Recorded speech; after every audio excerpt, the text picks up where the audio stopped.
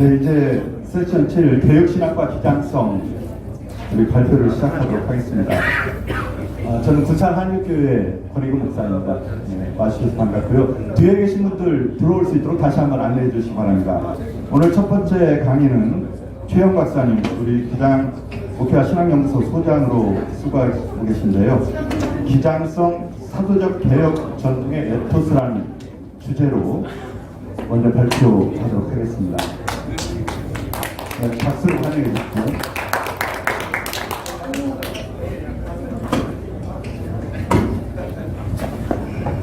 감사합니다. 소장으로서 이런 대회를 개최하고 진행되는 과정을 지켜보면서 너무나 감사하고 마음이 기뻐 어떻게 할까 모르겠습니다. 우리 안에 이렇게 좋은 학자들이 이렇게 있다라고 하는 것이 정말 이 대회를 안 했으면 어땠을까 하는 그런 생각이 드는 거예요.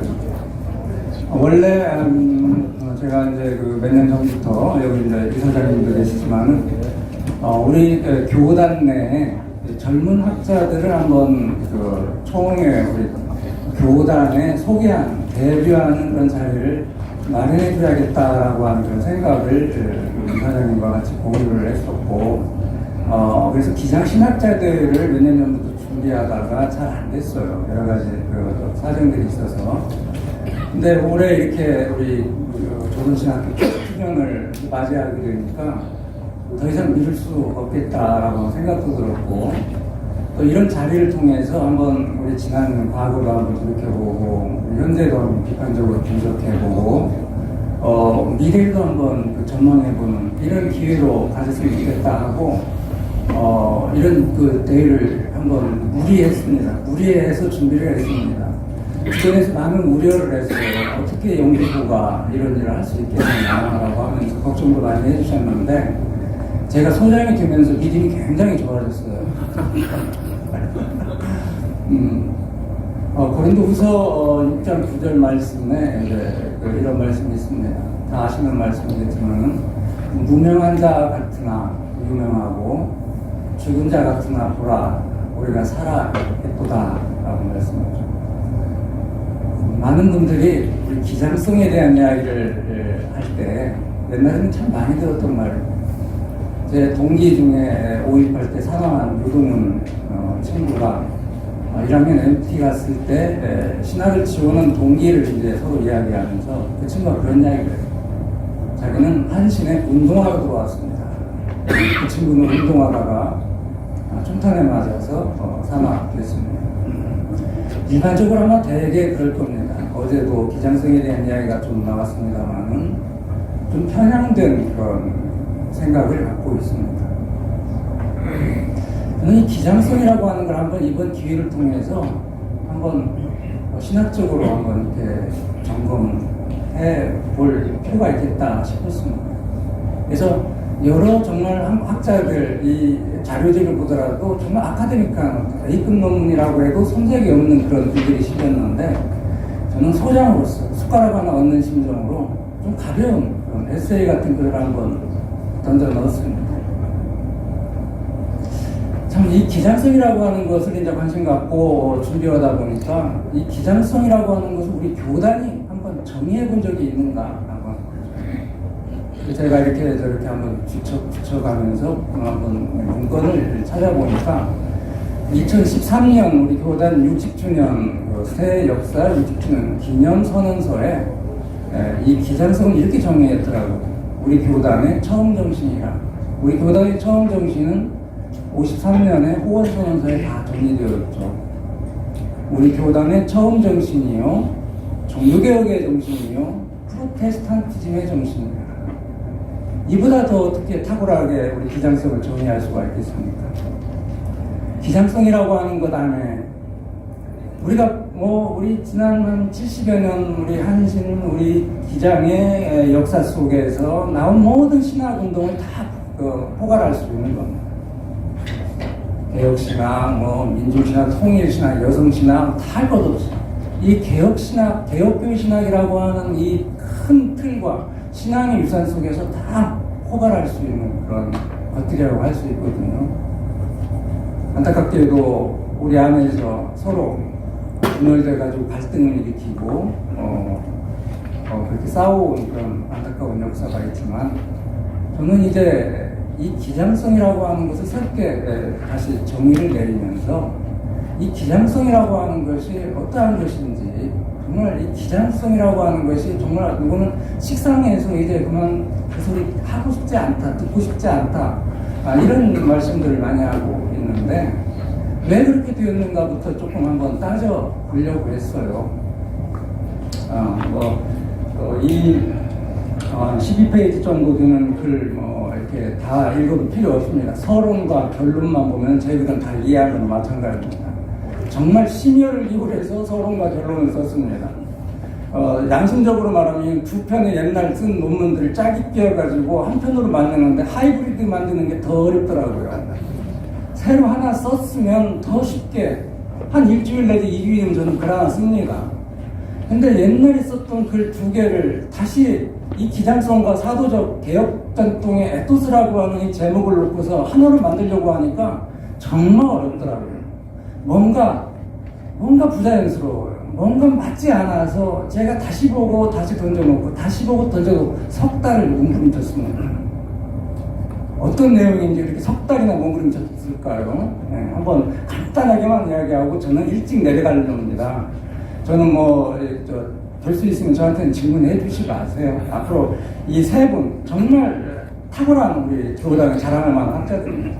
앞에 발제한 모든 분들도 정말 아까운, 정말 이런 분들이 정말 진주 같은 이런 원석 같은 분들이 우리 안에 있었구나라고 하는 이런 기쁨을 제가 맛봤습니다만은, 이제 여기 계신 분들 이 세 분은 제가 존경하고 제가 정말 아끼는 선배, 후배, 동료, 학자들입니다.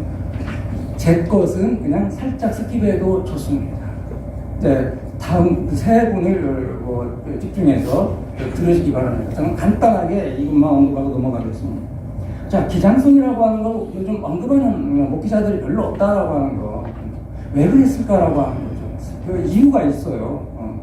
여기 이제 서론에서 좀 한 네 가지를 이야기했는데, 기장성이라고 하는 것이 구닥다리 옛날 우리 어떤 옛날 기억의 어떤 역사를 회고하는, 소환하는 어떤 말이 아닌가. 오늘날의 구속력이 없는, 또 위로하고 감싸주는 어떤 제사장적인 어떤 역할보다도 뭔가 사회 참여하고 역사에 참여하고 비판하고 질책하는 어떤 예언자적인 어떤 것만을 강조한 어떤 우리 교단의 그 정체성, 경향, 이런 것을 말하고 있기 때문이 아닌가. 아니면 기장성을 말하는 우리 안에서 이 기장성이 지향하는 어떤 것과 어떤 반대되는 어떤 모습들, 예컨대 청산했다고 생각했던 그런 바리새적이고 교권적인 어떤 모습들이 우리 안에서 발견되는 걸 보면서 판별을 느끼고 실망하고, 또 이런 것 때문에 뭔가 이렇게 또 우리 안에서 나타나는 어떤 사회 안에서 나타나는 사회 양극화의 문제가 우리 안에서 또 그대로 나타나고 있는 현실을 보면서 또 실망하는 그런 어떤 마음 때문에 기장성이라고 하는 것이 식상하고 지겹고 그런 말이 또 할 필요가 있을까, 그런 생각들 때문이 아니겠는가 좀 생각을 해봤습니다. 자, 그런데 그러면 이 기장성이라고 하는 말을 이제 집어 던져버리고 폐기시켜야 할 그런 말인가? 아니다라고 하는 거죠. 기장성이라고 하는 것은 여기 이제 치빙글리, 카알뱅 이런 분들의 이야기를 우리가 듣게 되는데, 정말 이 개혁자들의 그 정신, 개혁자들의 어떤 그 열정, 이런 것들을 우리 한국의 지정학적 상황 속에서 꼭 피워낸 그 개혁 전통의 에토스다라고 하는 거예요. 그렇기 때문에 이 기장성이라고 하는 말을 우리가 특징 지어가지고 우리 교단 모두가 기장성만 그거 생각할 수 있는 그걸 우리가 다시 한번 새롭게 디폼해가지고 정말 이 21세기 정말 불확실하고 정말 이 사회 양극화로 정말 모든 사람들이 참 힘든 이 시대에 우리 교회가 정말 제대로 된 그런 교회, 교회다운 교회로서 사회를 개혁하고 교회를 개혁하는 어떤 그런 주님의 몸된 교회로서의 삶을 살아갈 수 있지 않을까, 그런 바람이 이 글에 좀 담겨 있습니다. 그러기 위해서 이 345쪽 서론의 맨 아래 결론 부분에 중간 부분 한번 봅시다. 그러나 이 기장성을 날카롭게 의식할 때 우리는 언제나 어거스틴적 종교개혁적 전통에서 그토록 위험시했던 사고방식, 펠라기우스적 요소를 경계해야 한다. 단지 그럴 때만 종교개혁의 십자가 신학이 근거 위에 서 있을 수 있고, 그로써 우리에게 말해진 것으로부터, 그러니까 하나님께 대한 순종 가운데서 살아갈 수 있을 것이다 라고, 이런 어떤 그 생각을 가지고 이제 우리 김재준 목사에 대한 어떤 이야기를 좀 들었고요. 또 이제 우리 기장의 어떤 그 지난 역사 속에서 이 개혁 신학적 어떤 요소들을 좀 찾아내는 그런 작업을 했고요. 이제 또 마지막 부분에서 이 기장성을 드러내는 목표라고 하는 것이 어떠한 목표일까라고 하는 거죠. 좀 애매하고 추상적이고 뭔가 이렇게 기장성이라고 하는 말을 여러분들한테 물어보면은 다 기장성하고 알 것 같은데 진술하지 못하는 어떤 그런 부분들이 있을 겁니다. 이 기장성이라고 하는 것을 살려서 드러내서 정말 사회를 개혁하고 교회를 개혁하는 그런 교회로서 어떻게 만들어낼 것인가라고. 아까 목회 상담 시간에도 그런 질문들이 서로 오갔는데, 정말 저는 그래요. 저는 이 말씀을 제대로 전달할 때 이 말씀이 역사를 해요. 말씀이. 그래서 사람을 변화시키고, 그렇죠. 칼빈 선생님 여기 이제 이렇게 현신으로 계시고, 바르트 주민들이 여기 계시는데, 정말 그분들이 하나님 말씀을 파고들었고, 말씀을 들었고, 말씀으로 살았던 분들입니다. 마치 바울처럼. 그렇기 때문에 정말 우리 현대적인 어떤 참 우리가 지금 살아가면서 그런 여러 가지 교회가 갖고 있는 장비들, 자원들, 이런 것들도 우리가 효과적으로 사용하면은 교회를 변혁시키고 개혁하는데 굉장히 도움이 되겠지만은, 무엇보다도 중요한 것은 하나님 말씀 안에서 바로 서는 거, 하나님 말씀을 바로 전하는 거, 복음을 순수하게 제대로 가르치는 것, 이 한 가지만으로도 우리가 할 일 다 했다라고 하는 거죠. 하나님이 다 하시는 거죠. 아까 무명한 자 같으나 유명하고 죽은 것 같으나 보라 우리가 살아있도다라고 한 바울의 말씀을 우리가 읽었는데, 바로 그겁니다. 정말 아무것도 아닌 것 같은 그런 존재들이 정말 대단한 것처럼 저는 느껴졌어요. 미안합니다만, 야 정말 대단한 저런 인재들이 우리 안에 있었구나라고 하는 거죠. 근데 문제는 유명한 것이 되면은 지가 유명한 걸로 끝나는 줄 알아요. 이게 우리의 착각입니다. 우리를 무명한 자로, 유명한 자로 만드시는 거예요. 죽은 자 같은 자를 살아있게 만든 자는 우리가 아니라 하나님이시다라고. 하나님의 성령의 능력이 우리를 언제나 죽은 자 같은 자를 살아있게 하고 아무것도 아닌 자를 유명한 자로 만들어주시는, 그걸 잊어버리면 바리새가 되는 것이고 율법주의적인 삶을 살아가게 되는 거예요. 기장성이라고 하는 것은 바로 그걸 지적하고 있는 겁니다. 개혁신학이라고 하는 건 바로 그러한 삶을 살아가자. 끊임없이 순례자처럼 하나님 말씀을 앞세우고 말씀 중심으로 살아가자, 그거예요. 출애굽 백성처럼 구름기둥 불기둥이 멈추는 곳에 서고 구름기둥 불기둥이 떠나는 곳을 다시 추종하고 떠나가는 것, 말씀에 순종하는 것, 이게 개혁신학의 특징입니다. 우리 교단이 그러한 정신을 갖고 있었어요. 예. 그래서 저는 자랑스럽습니다. 기장성 자랑스러운 전통입니다. 우리 기장만 257개 장로교 중에 우리만 기장입니다. 그래서 저쪽에서 그래요. 우리 안에서도 이거 장사 안 되는데 기장 내리고 예수교 장로의 기장 측이라고 하면 어떨까? 아니에요.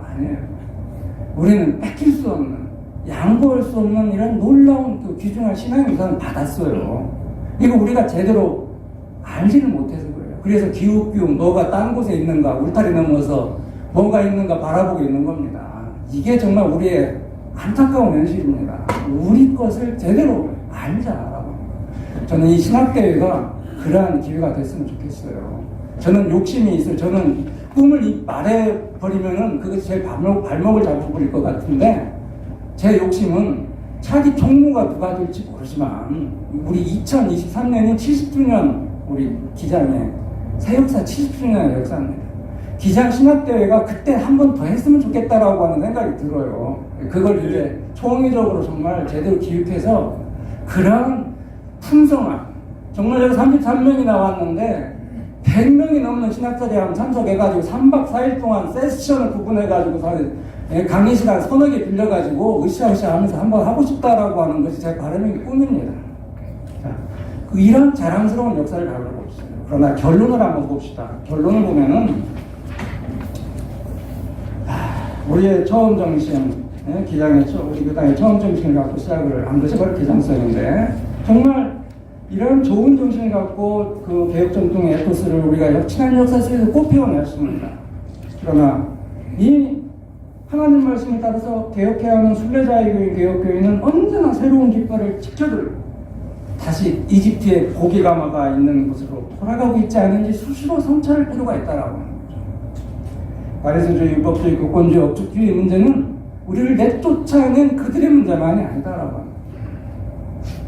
우리 안에서 여기저기 들보가 무너지는 소리가 들립니다. 여러분 듣고 있습니까? 우직근 뚝딱 여기저기서 뭔가 이렇게 천장에 이 주새끼 이 돌아다니는 소리가 아니에요. 이 들보가 이 무너지는 소리예요. 들려요? 들어야 합니다. 들어야 합니다. 하나님 말씀에 따라 항상 개혁하는 일을 등한시할 때 우리가 부르짖고 이룬 것들은 크고 높고 환히 빛나 보이지만 금과 은과 목과 진흙으로 만든 끔찍한 우상들에 불과하다. 이런 것들은 정말 언제 손대지 아니한 돌이 나와 부서뜨릴 때 여름 타작마당에 겨같이 바람에 불려갈 것이 될 것이다. 다시 고린도전서 10장 2절의 말씀을 제가 인용합니다. 그런 선줄로 생각하는 자는 넘어질까 조심하라. 갇힌 사람만이 자유롭게 되고 가난한 사람만 부유함 얻게 되고 약한 사람만 강해지고 낮은 사람만 높여지고 비어있는 것만 채워지고 아무것도 아닌 것만이 무엇인가 되리라. 루터의 말씀입니다. 이랬으면 좋겠습니다. 이런 정신 자세가 개혁 정신이고 기성성이고 바로 종교개혁 정신이고 프로테스탄티즘의 정신으로 살아가는 자들의 마음뜻이라고 할 수 있습니다. 저는 이걸로 끝내겠습니다. 감사합니다. 우리 기장성 사도적 개혁의 에토스를 해주셨는데요. 종교개혁 전통 속에 온전히 서 있는 우리 기장교이고 그 자랑스럽다 그런 말씀을 해주셨습니다. 네, 김홍길 박사님 질문해 주시기 바랍니다.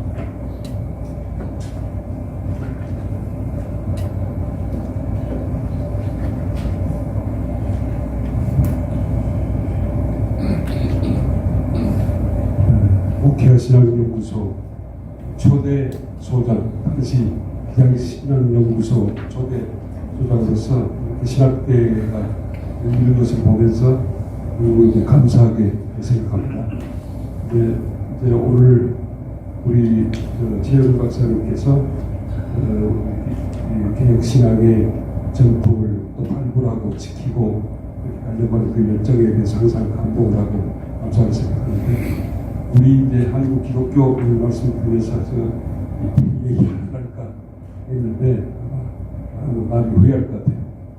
우리 신앙의 선조들이 개혁 신앙을 어떻게 받아들였는가 하는데 우리 기장 신학에 뿌리가 있다고 생각하는데, 제가 송창근 목사님 기념사업회 지금 시행위원장을 맡고 있는데요. 우리 지금 신학대학원이 주관해가지고 2년 전에 한국 우리 기장 신학의 관맥을 찾아서라는 시리즈의 강의를 한 적이 있어요. 그때 제가 송창근 목사님의 이제 그 세계화 삶을 하면서 송창근 목사님의 삶을 4가지로 정리했거든요. 우리 한국 기독교 장로의 아브라함이다. 그런데 그런 또 다른 아브라함을 만들었다. 두 번째는 조선신학교의 설립자다. 세 번째는 신정통주 신학의 전통 위에 우리 기독교 장로회를 세웠다. 네 번째는 이제 이 성긴 사상의 성긴윤리의 주창자다. 이렇게 해석을 한 적이 있는데, 우리가 한국 기독교 장로의 신학의 뿌리를 찾을 때 여기 보니까 송창근 목사 이름이 한 번도 없어요. 근데 이제 우리 송창근에서 김계준으로, 장공에서 김계준으로, 또 김재준에서 장공으로 가는 이런 변증법적인 노력 속에서 기장의 뿌리를 찾아야 그것이 또 바른 것이고 또 미래가 열리고 그것을 넘어설 수 있다고 생각을 해서 그 사실을 제가 지적하지 않으면 후회할 것 같아요. 네, 감사합니다. 제가 요 앉은 자리에서 저 앞에서 뭔 말을 할까 한참 생각할 때는 장공 만호 선생님 이름을 기억했습니다. 정말 만호께서 장공을 발굴해서 이런 오늘의 기장의 역사를 만들어냈다라고 하는 거 한번 멋있게 이야기하겠다는데 여기 오니까 말이 떨리잖아요, 제가. 긴장되는 자리네요. 여기 참 기장 신학교가 대단한 자리입니다. 네, 바로 또 질문, 네, 이윤상 목사님 내려가시죠. 네. 질문 받으시죠. 시간이 없어요. 제가 어제 사정상 참여를 못했는데 오늘 이제 소장 말씀을 통해서 기조발제 같은 거 들게 된 것 같아서 고맙습니다. 말씀하신 것처럼 기장성의 핵심은 결국 우리 처음 교단의 정신과 또 종교개혁, 프로테스탄 이게 합쳐져서 이루어진 걸 생각하고 현대 세계교회 흐름으로 보면 생명과 평화의 생명과 평화의 정의로 요약을 했다고 생각하고 그것이 기장 정신이 세계교회에 받아들여지고 관철되었다고 생각을 합니다. 그런 면에 굉장히 저희가 자부심을 가질 수 있을 것 같고요. 문제는 그 기장성의 정신과 신앙 고백이 개인뿐만 아니라 사회의 구조까지, 세계 시스템까지 개혁하는 것으로 나가야 되잖아요. 거기서 70년대까지는 그래도 기장과 한신이 사회과학이라는 것이 더 우위에 있지는 않았는데 저도 86세대인데 80년대를 지나오면서 신학과 사회과 관계가 역전되었다고 생각해요. 오늘날 기장성의 위기는 사회과학이 반드시 필요하지만 사회과학에서 신학이 관계가 힘의 파워가 역전되면서 오면서 기장성의 정체성이 약화됐다. 다시 말하면 사회과학적인 그 관계성의 신학이 다시 한번 우위를 신앙 고백이 철저해야 되는 그러지 않으면 기장성은 굉장히 위기에 처할 거다라는 그런 생각을 하게 네, 됩니다. 맞습니다. 정말 사도 바울 이야기를 좀 많이 합니다만 모든 생각을 사로잡아서 그리스도에게 독점시켰다라고 하는 그런 정신. 그 사도 바울 대단한 철학자 아닙니까? 요즘 말하면 사회과학 전통한 사람입니다. 사도 바울이 모든 것을 갖다가 다 그리스도 안에서 진토처럼 뭐에 버리고 복종하는 어떤 그런 자세, 말씀 앞에 순종하고 복종하는 그런 자세가 우리에게는 필요하다라고 하는 그런 말씀이죠. 네, 감사합니다. 그런 내용은 우리 정면 박사님 발제하면 주빙글리 개입 전통성에서 또 다시 한번 이야기 드릴 것 같습니다. 정면 박사님 감사합니다. 현재 연세대학교 연합대학교에 계시고 WCC에서도 오랫동안 활동했기 때문에 또 주빙글리 전공자이기 때문에 좋은 강의가 될 것 같습니다. 네, 발표 듣겠습니다.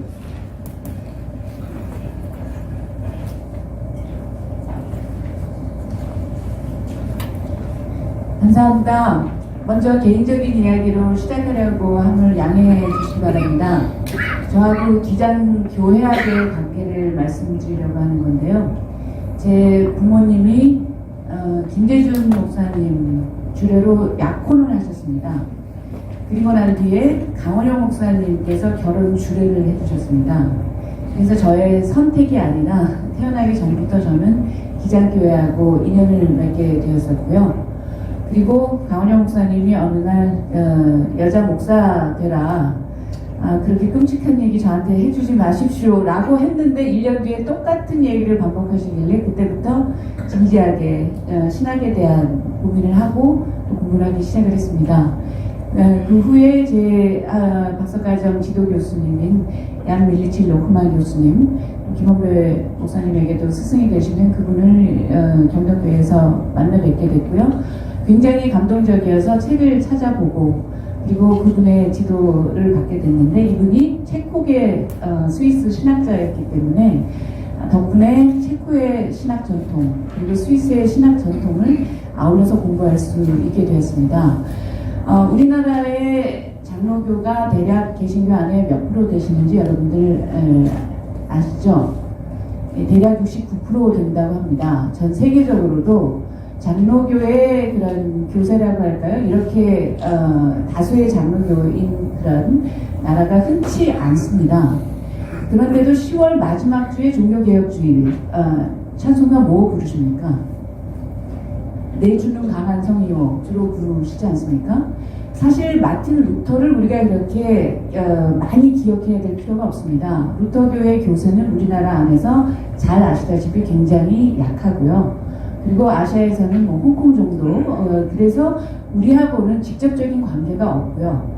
우리에게 오늘 아침에도 김유준 박사가 한국 기독교의 그런 초기의 모습부터 알렌부터 그렇게 설명을 했는데, 그럼 미국 장로교가 우리의 뿌리인가? 그렇지 않습니다. 이 미국 장로교가 어디서부터 시작됐나?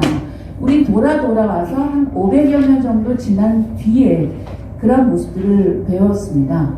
그래서 저는 뿌리에 대한 그런 관심을 갖게 됐습니다. 우리의 본래 모습은 무엇이었는가? 이 기장신학교의 제목이 기장신학의 현재와 미래입니다. 그런데 저는 아주 간략하게 우리의 뿌리 논쟁, 그걸 좀 여러분들에게 하려고 하고요. 그래서 제 결론은 우리의 뿌리는 조금 이따가 발표하실 요갑 박사님께서 발표해 주신 장 깔벤이 아니라 올드리히 즈윙글리라고 하는 그 말씀을 드리려고 합니다. 흔히 종교개혁 500주년, 그러면은 1517년을 기점으로 해서 루터의 종교개혁을 중심으로 해서 그렇게 말씀들을 하는데, 사실 우리가 장로교의 뿌리라고 한다면 올드리히 즈윙글리를 생각을 해야 되고요. 루터에 비해서 즈윙글리는 정확하게 그 기록 연대가 있습니다. 언제부터 종교개혁했는지 1519년 1월 1일부터 시작을 했기 때문입니다. 바로 그 얘기가 제가 오늘 여러분들에게 말씀드리려고 하는 그런 내용들입니다. 몇 가지의 그림들을 소개해드리고, 스위스하고 우리나라하고 비슷한 게 많이 있습니다. 면적이나 뭐 이런 것들, 그런데 또 산악이 많다는 동업권 스위스 지역을 중심으로 해서는 즈윙글리가 종교개혁을 했고, 그 다음에 이쪽에 칼뱅의 그런 종교개혁지였죠. 그런데 대략 연도를 보면 루터하고 비교를 하게 되는데요. 루터보다 1년 뒤에 태어났습니다. 우리나라 선교 100주년 기념탑이 인천에 있는데, 여기에는 아펜젤러하고 아펜젤러의 부인 엘라 도치 아펜젤러, 그리고 언더우드가 있습니다. 사실은 인천보다 부산에서 오신 분도 계신데 부산 찍고 그리고 인천 들어오셨었죠. 근데 왜 스위스하고 우리하고 관련이 있냐? 아펜젤러가 바로 이 지역, 스위스 동부의 이 지역의 사람이었고요. 그리고 또 언더우드도 여러 형태로 스위스 교회, 스위스 나라하고 관련이 있었습니다. 즈윙글리 종교개혁까지 나오기까지 많은 그 이전에 종교개혁의 선구자들이 있었습니다. 바로 이것이 릴레이와 같은 그런 형태로 이어지게 된 건데요. 종교개혁은 어느 날 하루에 완성되고 루터에 의해서 시작됐다 끝난 것이 아니라 왈도, 위클리프, 체코의 후스, 루터, 즈윙글리, 칼뱅, 그리고 계속해서 이어져서 우리 기장교회까지 오게 됐습니다. 수적으로 우리가 굉장히 이제 소수라고는 하지만 사실 이탈리아의 왈도파 1000년 이상을 가톨릭이 굉장히 강한 그 이탈리아에서 버텨낸 저력이 있습니다. 그런 의미에서 저는 제가 오늘 지금 집중해서 설명하려고 하는 즈윙글리 이외에도 그 이 앞에 나와 있는 그런 인물들도 우리에게는 굉장한 그런 도전을 주는 중요한 종교개혁의 유산이라고 생각을 합니다. 동문제였죠. 면죄부의 모습입니다. 외형적인 그런 성장, 또 건물, 이런 것에 관심을 기울였던 그런, 그리고 십자군 전쟁 비용, 이런 배경하에서 종교개혁이 일어나게 됐고, 헤브라이즘의 부활입니다. 듣는 것에 대한 그리고 이걸 강조하는 거였고, 시각적인 것, 또 형상화된 것을 다시 이제 문제시하게 됐던 거고, 하나님 코스프레 하지 말고 하나님을 하나님의 자리로 돌려라. 바로 여기에서 바르트는 토탈리터 알리터라는 개념을 나오게 되는데, 그 뿌리에는 즈윙글리의 그런 사상이 있었던 겁니다. 그리고 그 하나님 말씀을 모두에게 민주화한다라는 의미에서 성서의 번역이 강조가 됐죠. 즈윙글리의 모습인데요. 루터보다 먼저 독어로 성서 번역을 했습니다. 1531년에 쭈리히에서 성서 번역본이 나왔고요. 루터의 성서 번역본은 1534년에 나왔습니다.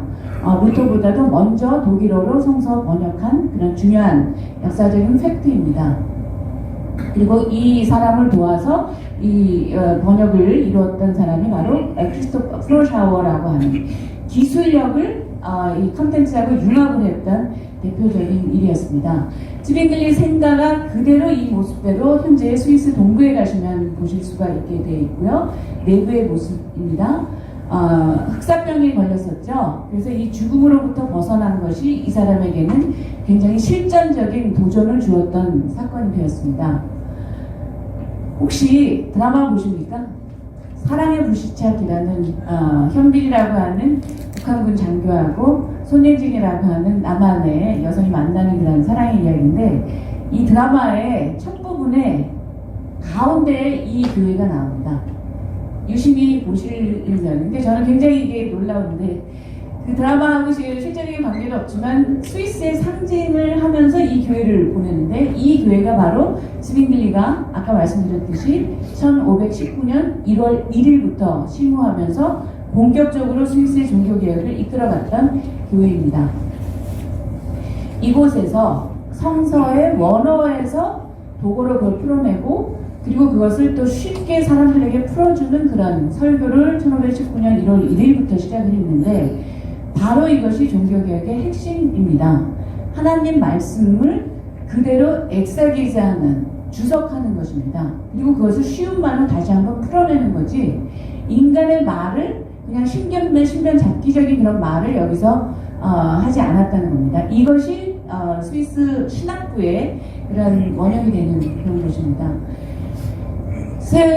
마틴 루터는 자기의 종교적인 그런 문제, 어떻게 내가 하나님 앞에서 의로운 존재가 되냐, 이 고민 때문에 종교개혁으로 이끌어져 갔다면, 츠빙글리는 민족의 문제, 사회의 문제, 사회 고난의 문제로부터 시작을 해서 그것을 종교개혁으로 풀어냈습니다.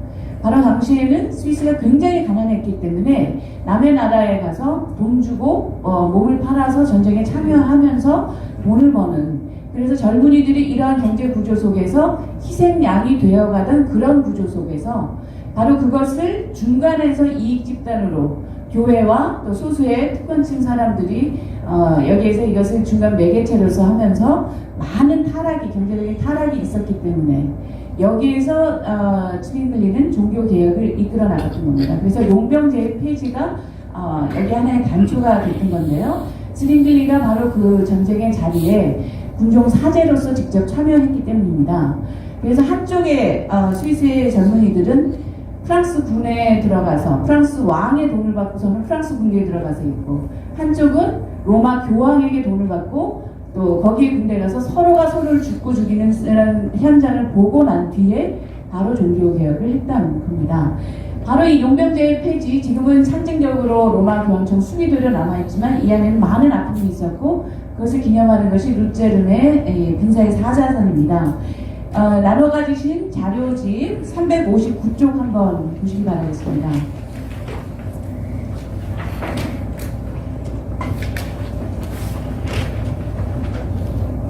359쪽에 오른쪽 밑편에요. 각주 8번이 있습니다. 가축을 잡아먹는, 찾으셨습니까? 예. 힘드시겠지만 한번 같이 모두 함께 읽어주시면 고맙겠습니다. 가축을 잡아먹는 늑대가 있다면 사람들은 그 늑대를 잡으러 몰려갈 것입니다. 그러나 사람들을 타락시키는 늑대들에 대해서 사람들은 저항도 하려 들지 않습니다. 그 늑대들이 빨간 모자와 외투를 걸치는 것은 당연한 이치입니다. 이들을 잡아 흔들면 금화와 은하가 쏟아집니다. 그리고 이들을 비틀어 짜면 당신의 아들과 형제 그리고 아버지와 좋은 친구들의 피가 새 나올 것입니다. 무슨 얘기인지 이해가 가시죠? 굉장히 적나라한 표현인데 그의 제자였고 후계자였던 블링어가 이 츠빙글리의 말을 이렇게 전해준 겁니다. 용병제들을 통해서 많은 경제적인 부를 착취하는 소수의 이익 집단이 있었다는 것에 대한 신랄한 비판이었습니다. 바로 이렇게 해서 종교개혁을 이끌어 나아가고, 그것이 결국은 이것을 용병제를 지키고 그 연금제도를 유지하려고 했던 가톨릭 세력과 전투로까지 이어지게 됐습니다. 그래서 그로스민스터 옆에 목사관에서 1531년 10월 11일 출정을 하게 됩니다. 그곳에서 이제 드디어는 이제 칼을 손에 잡게 된, 종교인이 이렇게 칼을 잡아도 되냐 하는 그런 많은 비판이 있지만 상황에 대한 이해가 필요한 부분입니다. 전투 중간에 또 잠시 휴전을 하면서 우유죽 사건이라는 게 있기도 했습니다. 그렇지만 수적인 열세에 의해서 이 카펠 알비스라는 곳에서 죽게 되는데, 죽고 난 뒤에 카톨릭 교도들이 지빙글리의 몸을 난도질하고 돼지고기하고 섞어서 태워버립니다. 결집하지 못하도록, 그리고 조롱하고자 하는 그런 의도로 이렇게 죽음을 맞게 됐죠. 그래서 이렇게 지빙글리는 찌리히의 칼을 든 모습으로 기념이 되고 있는데요. 가장 중요한 지빙글리의 그런 계약의 발단이 됐던 데에는 소시지 사건이 있습니다. 소시지가 갑자기 웬 말이냐, 지빙글리하고 무슨 얘기냐. 바로 이것이 1953년 호원선언에 나온 기장성하고 직접적인 연관이 있기 때문에 제가 이 말씀을 드립니다. 가장 여기에 호원선언의 중요한 내용들을 화두만 짚어내면 바리새적인 율법주의의 반대, 그러니까 복음으로부터의 자유함, 해방, 노예로부터 이런 의존적인 것으로부터의 자유함, 그리고 에큐메니칼 운동, 이런 걸로 이제 요약을 할 수 있을 텐데요. 바로 바리새주의에 대한 배격하고 이것이 관계가 있습니다. 어떻게 관계가 있냐? 사순절 기간 동안에 고기를 먹으면 안 된다 하는 금식 규정이 있었습니다. 근데 그 금식 규정을 지빙글리의 추종자들이 어기게 됐고, 그 기간 동안에 이 소시지를 먹었던 것이 발단이 됐습니다. 실제로 지빙글리는 이 소시지를 먹진 않았고 그 자리에만 같이 있었는데, 이거에 대해서 신랄한 비판이 있었습니다.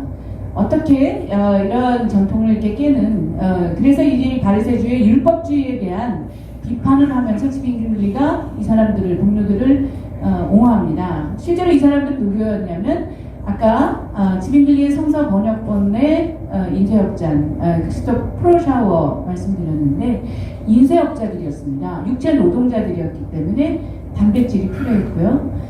그래서 지빙글리가 여기에서 율법주의제에 배격을 하면서 자유함, 복음이 주는 자유함, 그리고 김판희 선배님 어제 말씀하셨던 것처럼 문자가 죽이고 영이 살리는 그런 강조를 하면서 복음으로부터 우리가 자유해야지 그 문자주의에 얽매여서는 안 된다라는 그런 이야기를 하게 되는 겁니다.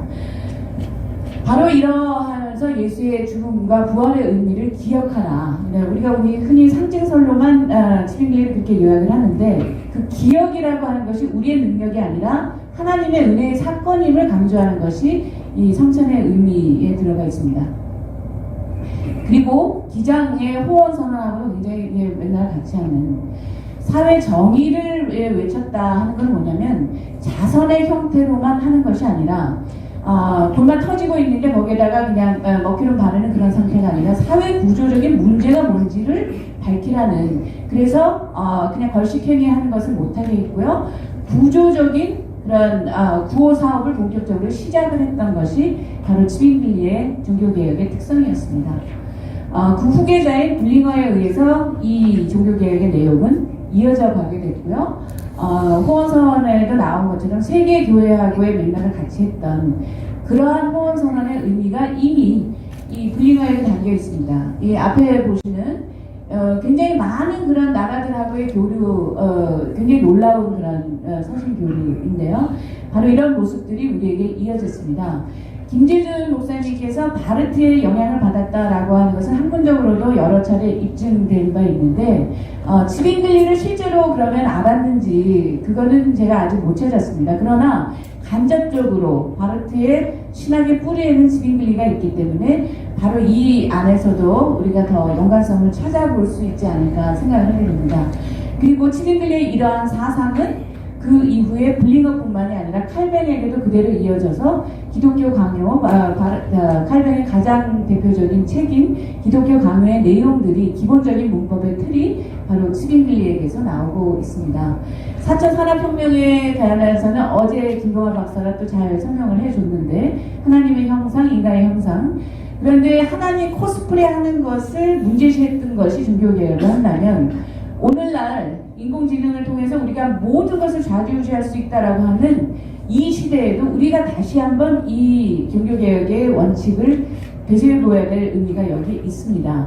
그 내용에 관해서는 제가 유발 하바리의 후어 데우스 호모에 비교해서 그 내용들을 글에 적은 게 있으니까 참고해 주시기 바라고요. 매번의 그런 산업혁명 때마다 부수적인 부산물이 있었습니다. 경제적인 문제였습니다. 빈부격차가 더 심해졌고 그 안에서 많은 그런 또 혁명이 일어나게 됐습니다.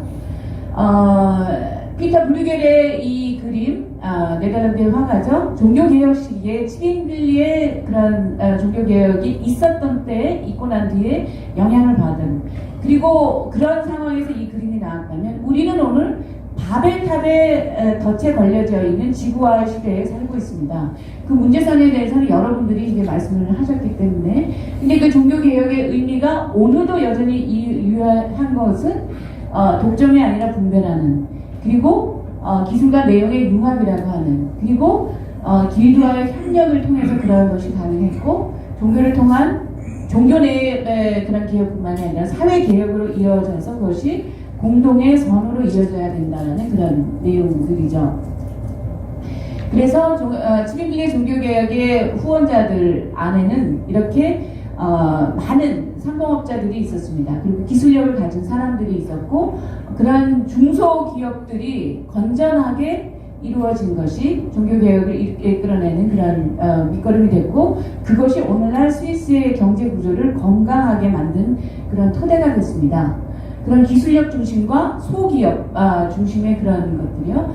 그리고 기본소득이라고 하는 이 논의들이 스위스에서는 국민투표로 붙여졌던 그런 사례가 있었던 여러분들 기억하실 텐데, 저는 이러한 것이 그냥 나온 것이 아니라 바로 치빙빌리로부터 시작이 됐던 그런 경제 문제에 대한 그런 성찰이 오늘날에는 이 4차 산업혁명 시대에 새롭게 노동의 문제를 우리가 조명해야 되는 이 시대에 여기에서 시작이 되지 않았나 하는 그런 생각을 해보게 됩니다.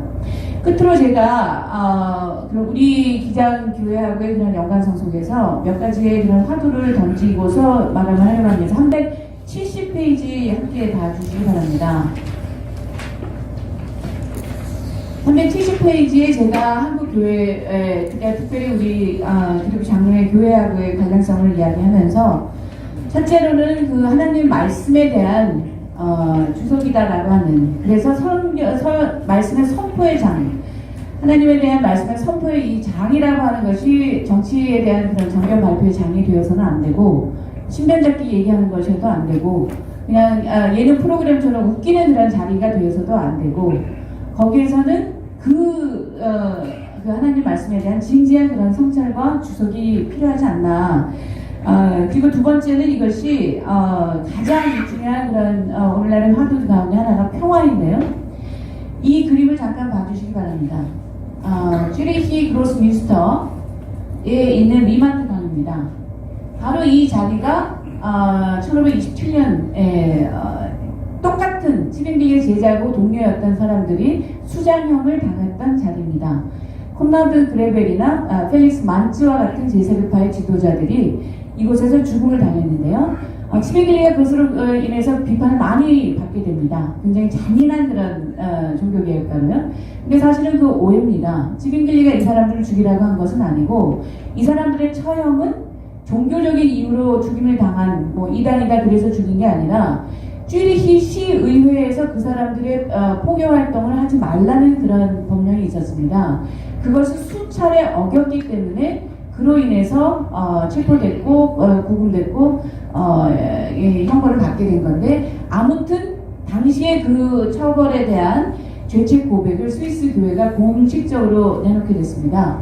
그래서 지금 이 자리에 이 강 옆에 기념비를 만들어서 새로운 화해 시도를 한 것이 있었습니다. 그래서 제3대파와의 화해 시도가 공식적으로 이루어지고 있고, 작년에 1519년 종교개혁 500주년을 기념하면서 스위스 교회에서 500주년 행사를 이 제3대파의 후예들과 같이 이 그로스민스터 교회에서 함께 한 적이 있었습니다. 그곳에 제가 주제 강연자로 초청이 돼서 같이 갔었는데, 이 제세례파의 후예들은 그곳에서 같이 예배드리고 이곳을 같이 방문하는데 굉장히 울더라고요. 근데 저한테는 뭐 그렇게 큰 감흥이 있는 건 아니었지만 제세례파의 후예들이 사실은 그 이후에 역사적으로 평화운동 또 무저항운동 이런 점에서 주민들의 직접적인 주류 제자들보다 더 나은 점이 있습니다. 그러니까 오늘날에는 이런 점에서 제세례파와의 새로운 협력도 같이 필요하지 않을까 하는 생각을 하게 됩니다. 우리에게는 많은 도전이 있고 여기에 대해서 제가 부연 설명하지 않겠습니다. 수많은 이분법에 그런 덫에 갇혀 있는 우리에게 또 제4차 산업혁명 시대에 우리에게 필요한 많은 이야기들이 있습니다. 그런데 바로 우리가 이런 과제들 앞에서 지금까지 이런 종교개혁의 전통을 우리가 인식하건 인식하지 못했건 우리가 이어받고 또 그것이 몸으로 체득되었고 우리의 현장 안에서 그것을 잘 육화시켜 나갔다라고 생각이 됩니다. 이런 자리를 성찰할 수 있도록 목회와 신앙연구소가 굉장히 많은 역할을 하신 것 감사드리고요. 스위스 교회가 한서교회 협의회를 통해서 이런 젊은 교회, 한국 교회의 그런 역동성을 그들도 배우고 우리는 우리의 원래의 뿌리를 배우고자 하는 그런 시도들이 1990년대 초반부터 있게 됐습니다. 그 맥락에서 스윙글리의 또 칼뱅의 그런 저술들을 번역하는 사업을 하게 됐고 그 모체에는 기장신학연구소가 있었습니다. 목회 신학연구소의 전신이 되는데요. 우리 최영 소장님, 그 이전에 이재천 목사님, 그리고 정범원 목사님, 그리고 일대일은 김원배 목사님께서 수고해 주셔서 바로 그런 맥락 속에서 우리가 오늘날 이런 기장 신학대회를 또 갖게 되지 않았나 하는 그런 생각을 갖게 됩니다. 우리의 현장이 녹록지 않다라는 것은 어제 처음부터 그냥 막 충격요법으로 기장의 문제성부터 막 얘기들을 하시는데 그러나 또 우리가 그런 성찰, 반성적인 성찰도 해야 되지만 우리 안에 갖고 있는 놀라운 불꽃들, 잠재력들 이것을 목회 현장에서 귀하게 펼쳐나가시는 그런 시간 되길 바라고요. 초청해 주신 분을 다시 한번 진심으로 감사드립니다. 감사합니다. 말씀 중심의 종교도 그 교회 사회 경제 책임에 대해서 말씀해 주셨는데요. 혹시 질문 있으시면 해주시기 바랍니다. 쯔빙글리의 종교개혁 전통과 우리 기장교회와 연관성이 있다고 이렇게 말씀해 주시는데, 네, 임창철 박사님. 질문 안 하려고 그랬는데 뒤를 돌아보니까 질문하는 사람이 없고 그래서 예의상 일어나서 질문합니다.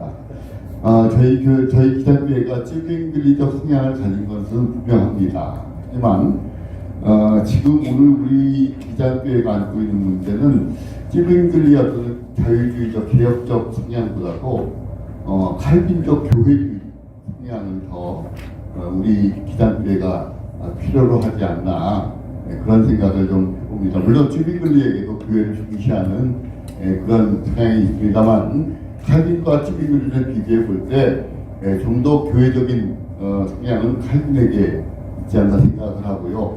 그런 점에서 쯔빙글리의 어떤 점을 우리가 더 받아들이고 기장이 수용해야 되는지 거기에 대해서 좀 묻습니다. 예, 질문 감사합니다. 쯔빙글리하고 칼뱅을 단순 비교하기가 좀 어렵습니다. 말씀드렸듯이 일찍 삶을 마감해야 됐었고요. 전장터에서 그냥 죽은 거고 칼뱅과 루터는 자연사 했습니다. 훨씬 시간이 길었고요. 그리고 충분하게 그런 것을 글로 펼쳐내지 못한 그런 한계는 있습니다. 질문을 하셨기 때문에 좀 간단히 말씀드리면 작년에 쯔빙글리 500주년을 기념하면서 우리나라에서 여러 형태의 그런 학술 또 교회와의 그런 대회들이 있었습니다. 근데 안타깝게도 이것을 주체로 하고 또 굉장히 이 모임의 주도적인 역할을 했던 분들은 기장교회에서는 저 혼자였습니다. 저도 사실 끼기 싫었는데 너무나 없어서 그래서 같이 했는데 그 얘기는 뭐냐면 우리나라에서 쯔빙글리는 여지까지 많이 소개되지 않았습니다. 그리고 기장교회에서는 무슨 일이 있었는지는 모르지만 철저하게 외면당했습니다. 그런데 쯔빙글리의 주요 저작들이 우리나라말로 다 번역이 되어 있고요. 그리고 좋은 그런 저술들 많이 있습니다. 가장 중요한 걸 뽑으라면 다시 한번 제가 말씀드리지만 복음을 통해서 자유하게 하라는, 율법을 지켜서 그것을 구원에 이르게 하는 수단으로 보는 것이 아니라, 율법에서 복음이 아니라 복음에서 율법이라고 하는, 그래서 모든 것으로부터 자유함을 받은 우리가 그 감사함으로 율법을 이정표로 지킬 수 있다라고 하는 그 점을 저는 말씀드리고 싶어요. 네, 주요. 작년에 우리 연구소가 칠인글리 500주년 그 기념 그 심포지움도 했고 말씀과 교회 좌담회도 했어요. 우리 좀 알고 계시죠? 네, 우리 말씀과 교회 52호입니다. 그 칠인글리 특집보 좀 관심 있으면 보시기 바랍니다. 네, 감사합니다. 우리 목회와 신앙연구소가 필요한 이유를 말씀해 주신 것 같고요. 아까 그 찌분기를 그 부분 나중에 정현준 박사님 강의할 때 다시 한번 반복될 것 같습니다. 이어서 칼뱅이 이야기했는데 이호가 박사님, 우리 한신 출신이면서 그리스도신학대학교, 지금 케이시대학교에 전 교수 계시면서 유럽계 활동하고 계신데요. 또 귀한 오늘 강의 듣도록 하겠습니다. 박수로 환영해 주십시오.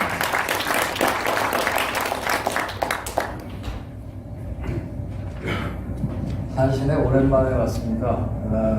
제가 논문 심사나 뭐 이런 거 할 때는 좀 1년에 한 번씩 왔었는데요.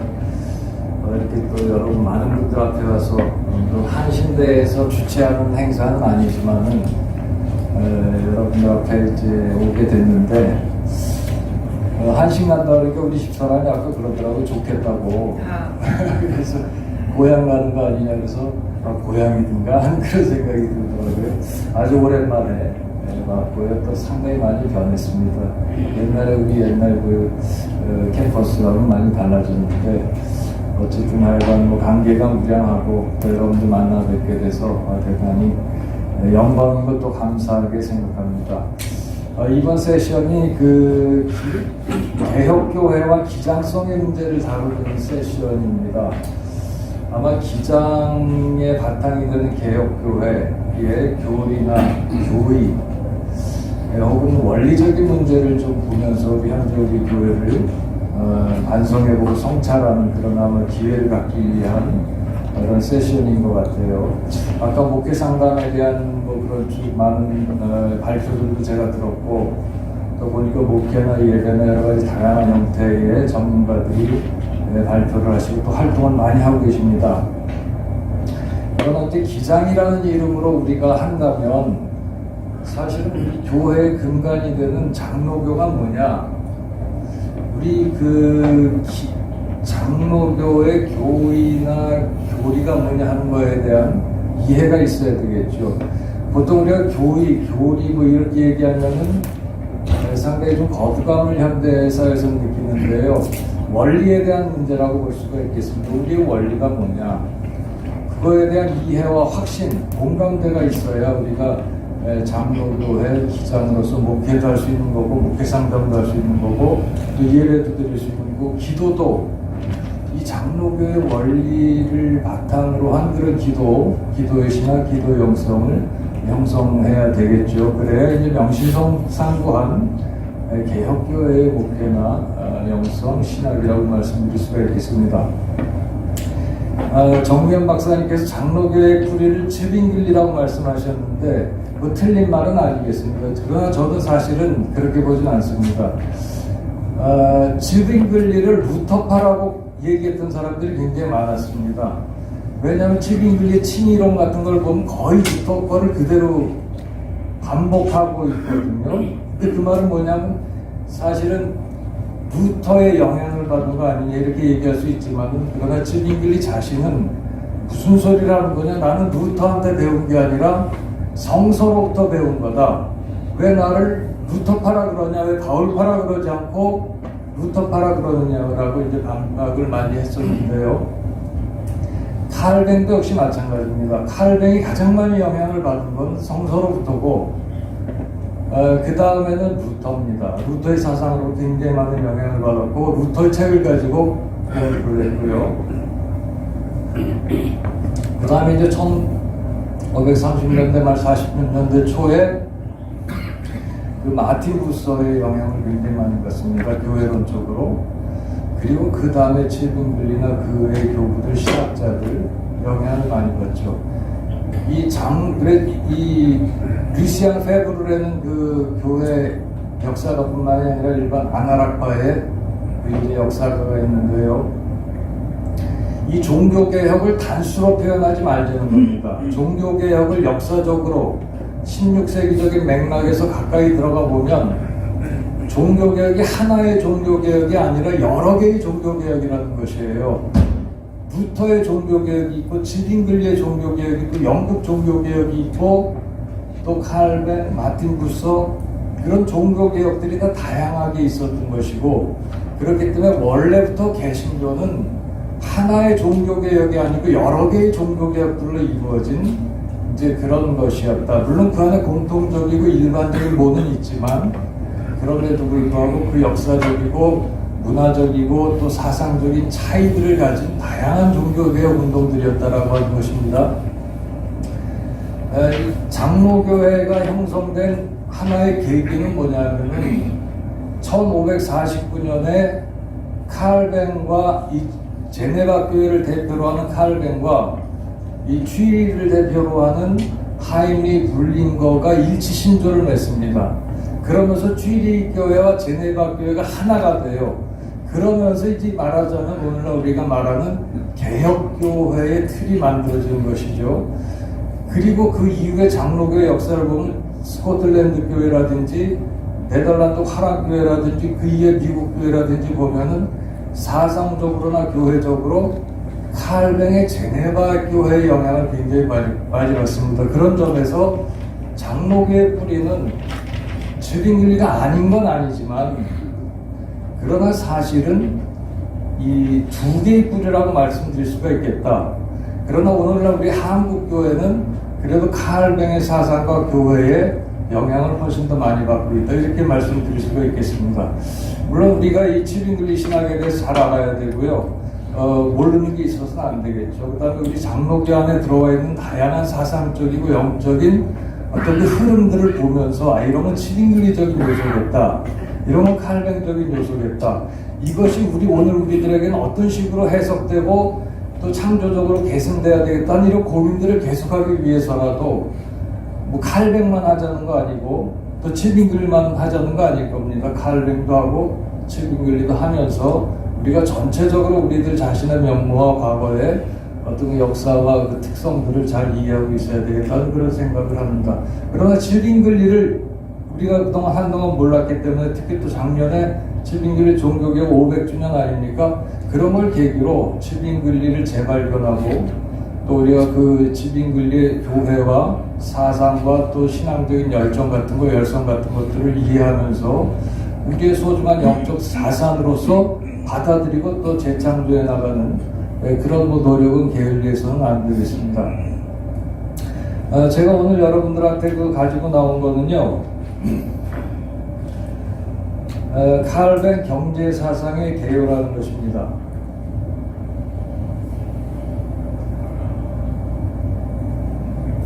이건 칼뱅의 도그마틱 분야는 아닙니다.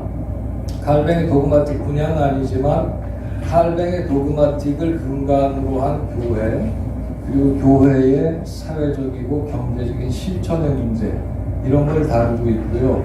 이 칼뱅의 이 사회윤리, 사회목회, 경제사상 이런 거는 지금 제가 다룬 건 경제사상만이지만은, 사회경제사상만이지만은 사실은 그 교회론적이고 또 교의학적인 뿌리를 가지고 있습니다. 이게 그냥 따로 떨어져 있는 게 아니에요. 그러나 이 시간에 모든 걸 다 할 수가 없기 때문에 또 작년에 제가 칼뱅 자본주의의 고삐를 잡다라는 책을 썼습니다. 이 신자유주의 시대에 이 과거 우리 개혁교회 전통 칼뱅에게서 어떤 점에서 우리가 배울 수가 있고 이 시대적인 그 말하자면 고충과 어려움들에 대한 대안을 찾을 수 있을지를 고민하면서 이제 그 연구했던 책인데요. 이 책에 나온 사실은 그 내용들을 제가 아주 압축하고 추려서 여러분들한테 소개하는 것입니다. 그래서 사실은 경제사상만 다루지만은 그러나 이 근간에는 교회학이고 또 교회론적인 사상들이 깔려있다는 말씀을 드리겠습니다. 여러분 그 시간적인 제약이 있기 때문에 제가 이걸 다 할 수는 없겠고요. 간단하게 여러분들한테 이런 거구나라는 정도만 좀 소개해드리고 들어가려고 합니다. 먼저 우리가 그 제일 첫 번째 373쪽을 보시면요. 우리가 칼뱅의 경제 사상을 다시 펼쳐볼 이유는 다음에 세 가지라고 할 수 있다. 첫째, 칼뱅이 근대 자본주의 발전에 미친 영향에 대한 이제까지의 논쟁이 충분히 검토되지도 소개되지도 않았다는 점이다. 이 서양 사회에서 지난 그 1세기 이상의 오랜 그 세월 동안 칼뱅과 자본주의 논쟁이 굉장히 치열하게 벌어졌습니다. 거기에 참여한 학자들도 수십 명이고 다양한 분야에서 신학뿐만이 아니고 경제학, 역사학, 그 다음에 철학, 또 사회학 이런 학자들이 굉장히 많이 참여해서 치열하게 논쟁했는데 우리 사회는 그거를 거의 몰라요. 이 막스 베버라든지 혹은 이 토니 같은 학자들 번역된 이제 그런 학자들의 주장들만 좀 알 뿐이지 구체적이고 다양한 상세한 그런 논쟁의 그 면모를 파악하고 있지 못합니다. 그래서 제가 그런 것들을 자세하게 추적해서 조사해서 소개하고 있고요. 그러면서 칼뱅이 일방적으로 자본주의 정신의 아버지라고 하는 그런 막스 베버식의 해석이 잘못됐다라는 것을 제가 그 주장을 하고 있습니다. 물론 저만의 주장은 아니고요. 논쟁 과정에서 수많은 사람들이 그런 주장을 많이 했습니다. 그걸 정리하면서 저 나름대로 다 해석하고 또 평가를 했습니다. 두 번째는 칼뱅의 경제 사상이 현재 신자유주의 경제에 대한 대안으로서의 가능성을 가지고 있다. 이건 이제 나중에 보겠습니다. 우리가 사실 신자유주의 시대의 경제적인 어떤 이런 어려움들, 양극화의 문제, 부의 어떤 쏠림 현상, 중산층의 붕괴, 빈민층이 많아지고 하는 실업자들이 많아지는 이런 신자유주의 경제적인 문제에 대한 대안을 칼뱅의 사상과 경제 활동이 줄 수가 있다는 것이고 실제로 제가 그것을 물론 이전에 많은 학자들의 도움을 받았습니다만은 조사하면서 칼뱅은 우리 시대의 대안이 될 수 있는 경제적 사상에 대해서 대안이 될 수 있는 점이다. 대안이 될 수 있는 인물이고 사상이다 하는 그런 것들을 이게 펼쳐 보여준 거고 그런 점에서 이 칼뱅이 가치가 있다는 것이고요. 세 번째로 교회 내적인 이유로서 근대 이후 개인적이고 역적인 방향으로만 치달려옴으로써 동시대인의 삶과 유리된 이제까지의 교회에 그의 경제사상은 성서적이며 전인적이고 사회적인 삶의 구원을 향한 지평을 크게 넓혀준다는 것이다. 다시 말해서 우리 교회가 상당히 현대교회들은요 사회적인 부분을 잃어버렸습니다. 관계적인 부분을 잃어버렸어요. 아까 그 목회 상담 그 다음에 종교심 이런 분야들에 많이 그 발제를 많이 하셨는데 교회의 관심이 개인에게가 있는 거예요. 사람들 하나하나 개인에게가 있는 거고 관계라고 해도 개인적인 관계지 사회적인 관계까지 보지를 못해요. 그게 뭐냐면 그게 필요하지 않다는 게 아닙니다.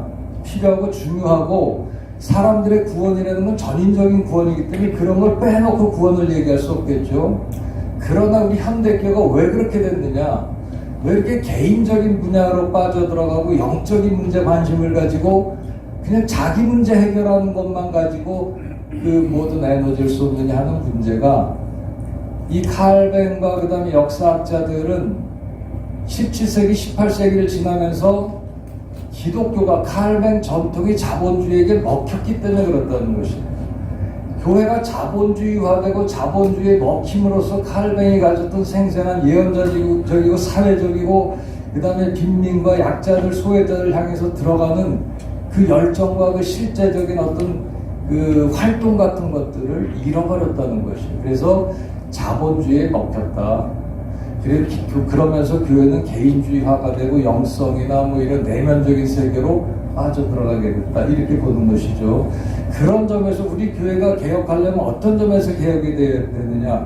아까 그 신갈교회 목사님 복지 선교 말씀하실 때 그런 차원, 사회적인 차원 그런 게 사실은 굉장히 중요한데 우리 현대교회는 그런 것들을 많이 잃어버렸는데 칼뱅에게서 그런 모델이나 또 어떤 그 역사적인 경험들을 찾을 수 있다는 것이죠. 이런 세 가지 이유에서 제가 그 책을 썼고요. 이제 그런 걸 여러분들한테 설명해 드릴 텐데 1번 칼뱅은 정말 자본주의 아버지였을까?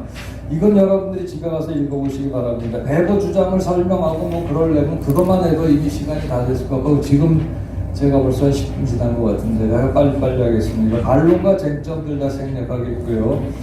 그 3번 376쪽에 앙드레 비엘레의 비판인데 앙드레 비엘레라는 학자는 대단히 뛰어난 개혁교회의 신학자면서 목사님이면서 제네바에 그다음에 그 로잔 대학의 기독교인학 교수였고 경제학자였고 그렇습니다. 그러니까 이분이 이제 칼뱅의 사회 경제 사상이라는 책을 썼는데 굉장히 방대한 저서죠. 이 책이 이제 그 베버의 논지를 상당히 많이 비판하고 저도 이 책에 굉장히 많이 의지하고 빌려와서 제 책을 완성할 수가 있었습니다. 그러나 그것도 여러분들 집에 가서 읽어보시기 바라겠고요. 378쪽 칼뱅의 경제사상은 현재의 신자유주의의 대안이 될 수 있을까 하는 그런 문제인데요. 될 수가 있다고 보는 것이에요. 그 경제적 횡포나 경제적인 범죄들에 대해서 칼뱅이 상당히 그 당시 제네바 사회에서도 비판을 하고 있어요. 그 당시 제네바는 자본주의가 한창 발전하던 때입니다. 16세기. 오늘날 우리가 보는 부자들, 자본가들, 투자자들의 탐욕이라든지 그 악착 같은 그 다음에 그 말하자면 편법 뭐 이런 것들을 사실은 오늘날만 있었던 게 아니고 그 당시에도 그 당시의 형태로 그대로 있었어요. 매점 매석이라든지 투기라든지 고리대금이라든지 그 다음에 임금 후려치는 거 죄송합니다. 제가 흥분한 것 같아요. 임금 떼먹는 거, 임금 후려치는 거, 노동자들은 많고 일자리는 적기 때문에 생계비 이하로 임금을 책정하고 할래 말래 이거예요. 그런 거를 칼뱅은 엄청나게 큰 목소리로 거의 그 구약 예언자들이 볼 수 있는 그런 그 격렬한 어조로 비판을 합니다. 오늘날 강대상에서 목사가 그런 설교를 하면은 그 다음 주에 당신 나가시오 하는 그런 소리를 들을 어조로 그런 내용으로 비판을 해요. 그런 말하자면 그런 그 부자들의 횡포, 자본가들의 어떤 남용, 불법, 탈법 이런 것들을 엄청나게 말하자면 강한 어조로 비판을 하면서 비판만 하는 게 아니고 다양한 대안들도 제시하고 성경적인 가르침이 뭐라는지 말해주고 그 다음에 구체적으로 사회적인 실천 프로그램으로서 국가가 어떻게 해야 되는 건지 교회가 어떻게 해야 되는 그런 것들을 찾아서 이 그 사회 구조 프로그램 또 사회의 그 정의와 또 어떤 그 균등한 어떤 그 서민들의 생활을 보호하고 약자들을 보호하기 위한 이런 제도들 같은 것들을 구체적으로 실천했던 그런 것이에요. 츠빙글리가 취리에서 했던 것들 칼뱅이 다 그렇게 한 거고요. 사실은 그거를 칼뱅이 츠빙글리에서 배워서 한 게 아닙니다. 서양 교회의 전통이에요. 교회가 약자들을 맡았던 전통이 이미 카톨릭 안에도 있습니다. 그게 굳이 무슨 개신교에서부터 시작된 건 아니고요. 루터에게서만 시작된 것도 아니고 그러나 칼뱅이 했던 새로운 것들이 많고 더 좋은 것들이 더 잘한 것들이 그런 것들을 이제 책에서 제가 좀 많이 몇 가지 제시를 했습니다. 과거로부터 그런 전통이 있었지만 제네바에서 이런 걸 했다. 가령 의무교육 같은 거, 의무 공교육 유럽 최초로 제네바에서 실시를 했어요. 그런 거. 가난한 자들을 도와주더라도 무료 교육, 그 다음에 귀족들만 공부하는 게 아니라 가난한 사람들도 다 할 수 있도록 하는 이런 것들. 그런 것들이 이제 그 성경의 약자 보호 정신, 또 박애, 프라테르니테라고 말하는 사랑, 이제 그런 것이 이제 구체적으로 사회적인 프로그램화 되는 것이겠죠. 이제 그렇게 그 380쪽 2번에 보면 경제정의와 사회 안전망을 위한 칼뱅의 제도들 쭉 나오고요. 뭐 길게는 안 썼습니다. 이 분량의 제한이 있기 때문에. 그 다음에 칼뱅의 3번 칼뱅의 공동체에 대한 칼뱅의 신념을 보면은 이 칼뱅이 그럴 수 있었던 건 공동체 사상, 철저하게 공동체 사상을 가지고 있었다는 거죠. 하나님이 인류를 창조할 때 개인을 창조한 게 아니고 공동체를 창조하셨다는 것이죠. 그리고 인류가 공동체를 통해서 서로 사랑과 우애를 나누면서 일치하고 평화를 누리는 그런 삶을 살도록 계획하셨다는 것이 하나님께서. 그렇기 때문에 우리 교회는 그런 하나님의 그 백성이고 그리스도를 머리로 한 공동체로서 그런 공동체된 신념을 가지고 끝까지 모두를 끌어안아서 같이 가는 이런 공동체에 대한 신앙과 신념 이런 걸 가지고 목회도 하고 설교도 하고 그리고 사회적인 어떤 그 활동 같은 거 사회선교라고 말씀드릴 수가 있겠습니다만 그런 거 했다는 것이고요. 382쪽에 보시면 칼뱅이 오늘날 신자유주의의 대안이 될 수 있는 까닭 그쪽 제가 설명했던 그런 거를 이제 정리해 놓은 겁니다. 특히 중요한 건 뭐냐, 여러분 신자유주의에 대한 대안이 굉장히 많이 화두가 됐었어요. 몇 년 전부터. 근데 신자유주의에 대한 대안이 뭐예요? 마르크시즘을 다시 가져오는 것이에요. 마르크스주의를 다시 봐야 된다는 것이죠. 그러나 사실은 제 주장은 마르크스는 신자유주의의 대안이 될 수가 없다는 것입니다. 왜 그러냐면 마르크스는 이상주의예요. 인간의 죄성에 대한 이해가 결여되어 있습니다. 인간에 대한 죄성에 대한 이해가 결여되어 있기 때문에 이 말하자면 제가 여기도 쭉 썼습니다만은 어떤 이데올로기를 가지고 그렇게 몰고 가면 그렇게 만들면 될 수 있다고 봤어요. 프롤레타리아가 말하자면 이 자본가들 부르주아 계급을 넘어뜨리고 프롤레타리아가 지배하는 사회가 되면은 평등하고 평화로운 사회가 될 수 있다고 봤어요. 그러면 그게 됩니까? 인간의 죄성은 가난한 사람들이 부자가 된다고, 가난한 사람들이 정권을 잡는다고 그게 되는 게 아니겠죠. 가난한 사람들이 정권을 잡고 가난한 사람들이 부를 쥐는다면 그 과거의 부자들이 했던 걸 그대로 하지 않겠습니까? 인간의 근본적인 변화가 없이 그 인간의 죄성과 인간에 대한 현실주의적인 시각을 결여하고 있기 때문에 사실 공산주의가 실패한 거고, 그런데 그것을 외면하고 다시 마르크스주의를 현대 자본주의 대안으로 가져온다는 것이 타당한 얘기냐는 것이고, 그런 얘기들을 제가 여기서도 썼고 그 책에서도 직간접적으로 여러 차례 얘기를 했습니다. 384쪽, 385쪽 두 쪽밖에 안 되기 때문에 이것 좀 읽어보겠습니다.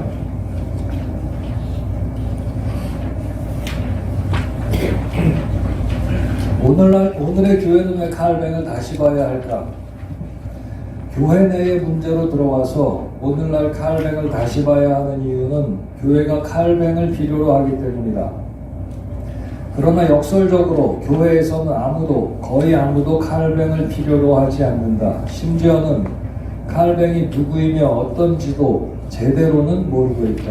이것은 개혁주의를 표방하는 장로교회에서도 마찬가지이다. 한국 장로교를 중심으로 보면 장로교 전통의 신학교에서 개혁교회 교의학을 제대로 가르친다고 말하기 어렵다. 진보적인 계통의 신학교들에서는 칼뱅이나 개혁신학은 시효를 상실한 것쯤으로 여겨서 칼뱅에 관해서는 기독교 강요나 읽는 정도를 넘지 못한다. 보수적인 계통에서는 여전히 칼뱅주의나 개혁신학을 강조하지만 근본주의적이고 율법주의적인 성향을 벗어나지 못하고 있다.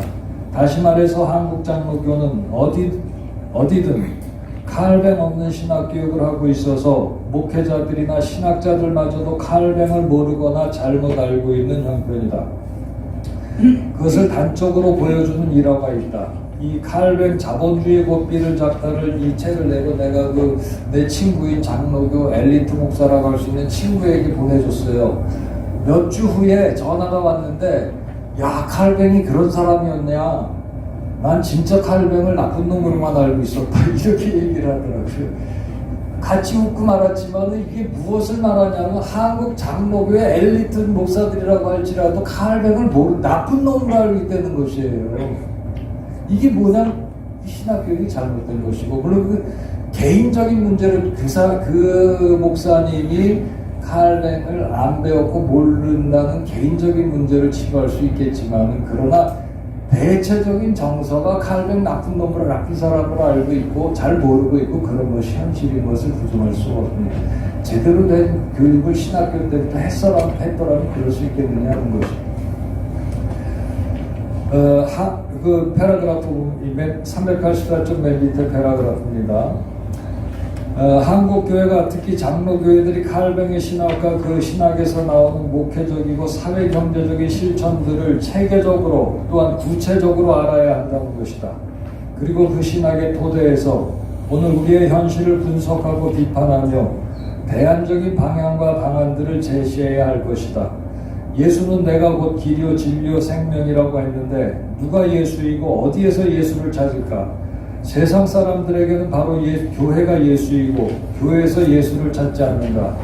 그래서 교회가 사람들의 길이고 진리고 생명이 되어야 하는 물론이다. 그러기 위해서는 좋은 정신, 좋은 신학을 가져야 하고 또한 그런 신학으로서 역사 속에서 길이고 진리고 생명이었던 경험들을 소중히 여기고 되찾아서 오늘 우리의 것으로 다시 만들어내야 한다. 말이 많아졌지만 교회들이 칼뱅을 잃어버린 이유는 어디에 있을까? 칼뱅 이후 개혁교회들마저도 칼뱅을 외면하고 칼뱅의 성격을 상실하게 된 이유는 무엇일까? 특히 우리의 주제인 경제사상과 관련해서 제네바 경제사에 정통한 앙드레 세유에 따르면 개혁교회가 칼뱅의 성격을 잃어버리게 된 것은 17세기 자본주의가 더욱 발전하게 된 뒤였다. 16세기 칼뱅주의는 자본주의의 폐해와 남용에 엄격하고 분노에 찬 설교를 했지만 17세기 제네바의 목사들은 사회적 문제들을 외면하고 점점 더 경건주의 경향을 띄어갔다. 사람들의 내면적인 신앙이나 경건의 문제에 집중하면서 그들은 대부분이 사업가들이면서 부자들로 이루어진 제네바 귀족정을 지지하는 강력한 세력이 되었다는 것이다. 간단히 말하면 교회가 약자 편에서 부자 편이 되고 공동체적이고 사회참여적 신학이 개인적이고 경건주의적인 또는 내면적 영성의 신학으로 바뀌었다는 것이다. 이는 교회가 자본주의에 먹혔다는 말과 다름 아니다. 더욱 강성해진 자본주의의 위세 앞에서 교회가 칼뱅과 대지 같은 초기 개혁자들을 버리고 투항했다고도 할 수 있다. 개인의 내면적 영성이나 경건도 필요하지 않은 건 아니지만 교회로 봐서는 그리고 일반 사회로 봐서도 뼈아픈 상실이요 손실이 아닐 수 없다. 그 뒤로도 근대를 거쳐 21세기 현재까지 자본주의는 거칠 것이 없이 발전을 거듭해서 현재 우리가 보는 바와 같이 인류 사회의 모든 것을 재편하고 지배하는 유일한 이데올로기 진리가 되었다. 자본주의가 지배하지 않는 곳은 현재 한 군데도 없고 사상이나 문화, 개인의 생각들에까지 스며들어 마음대로 조종하고 지배하고 있다. 물론 교회에 대해서도 마찬가지이다.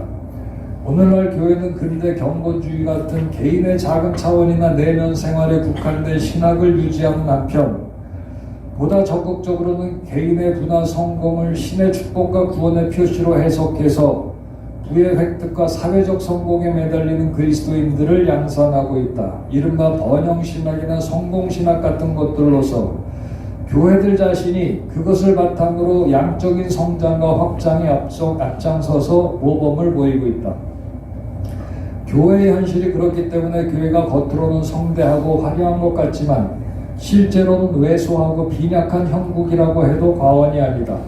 진실성을 잃은 지 오래고 하나님에 대한 신앙과 사람들에 대한 사랑도 찾아보기 어렵게 되었으며 불의하고 고통스러운 사회적 폐해나 모순에 대해 아무런 말도 못하고 오히려 부자와 강자들의 종교, 기존 체제의 옹호자가 되고 말았다.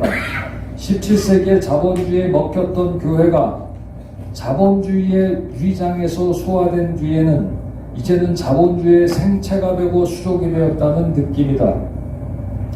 우리가 그의 경제사상을 중심으로 보았지만 칼뱅의 사상과 목회는 개혁교회의 신학과 영성, 사회적 실천의 전형을 보여준다.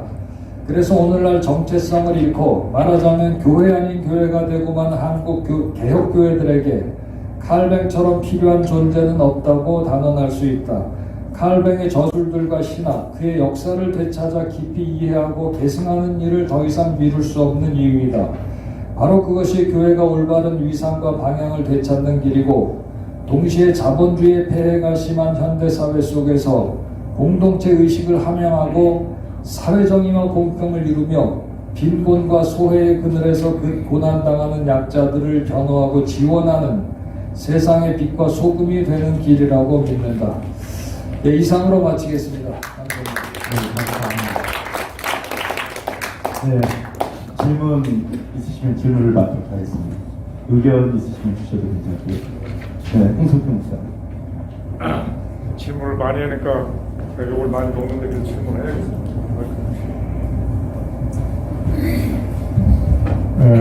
종양 이호가 교수님의 강의 참 좋은 강의 들어서 감사합니다. 저는 신학을 하는 신학자는 아닌데 지금 이렇게 이 신학교를 처음 연다고 우리 아까 총무님 말씀드리니까 그러면서 우리 기장이 살아있다.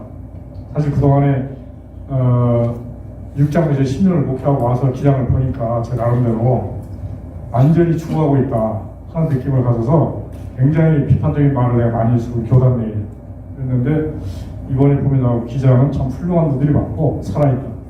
그리고 이제 우리 유학 선생님이 그리스도 신학교에서 교수님은 하시지만 우리 한신대도 선배시고 여기서 이렇게 강의하는 들으면서 역시 우리 기장은 앞으로 희망이 있다 이런 생각을 가지게 됩니다. 질문하겠습니다. 칼빈 기독교 강요를 몇 번 영문으로도 있고 무슨 번역서도 있고 또 우리 한신대 교수님들하고 또 같이 세미나도 하고 나름대로 어렴풋이 갖고 있어요. 그런데 지금 말씀하신 그 막스 베버를 특히 통해 가지고 자본주의 어떤 하나의 칼빈이 범죄자처럼 취급되는 얘기를 많이 들었어요. 많이 들었는데 그 막스 베버가 인식한 칼빈의 어떤 그 인식이 전부가 아니다라고 우리 교수님 통해서 다시 한번 어렴풋이 잘 느끼게 됐고요. 칼빈이 여기 지금 마지막에 교수님 말씀하시는 칼빈이 마지막에 회복되어야만 칼빈의 생각이나 이런 게 회복되어야만 근본적인 종교개혁이 더 올라가서 성선 한국교회 회복되어서 하나님의 어떤 능력이 나타날 것이다. 이런 그 느낌을 가졌거든요. 지금 교수님 말씀으로는. 근데 지금 보수나 진보나 양쪽 다 이렇게 보면은 칼빈이 없다 이렇게 말씀하셨잖아요. 그럴 경우에 오케이. 이제 칼빈이 말하자면 우리나라의 이 한국교회를 살리는 지표가 되는 가장 핵심이 무엇인가? 그 질문을 좀 서로 드렸는데 우리 임책하다가 빨리 끝내라 보니까 그 핵심 후배 말도 들어야 돼요. 나중에 혼나니까.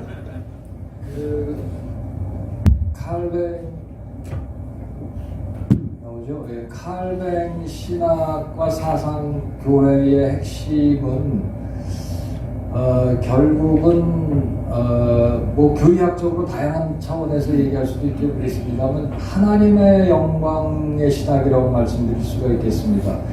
이 하나님의 영광을 위한다는 것은 사실은 인간의 영광을 구한다는 것과 다른 얘기는 아닙니다. 다른 차원에서 이제 인간의 영광을 다르게 구한다는 것이죠. 우리가 하나님께 영광을 돌린다는 것은 인간이 역사와 삶의 주인이 아닐 수 있음을 받아들인다는 것이고요. 하나님과의 관계에서뿐만 아니라 다른 사람들과의 관계, 교회 안에서의 관계에서도 내가 주인이 아닐 수 있음을 받아들인다는 것이에요. 그러면서 상대방을 사랑하고 또 믿고 청종하고 그러면서 하나님과의 관계 속에서 내가 하나님이 원하는 또 다른 사람들과 가운데서 평화를 이뤄가는 나 자신을 찾아나가는 것이고 또 다른 사람들과의 관계에서도 이제 그런 것이죠. 그래서 하나님께 순종한다, 하나님의 말씀을 청종한다. 그 말은 결국은 그것이 이제 칼뱅의 중심이라고 보고요, 저는.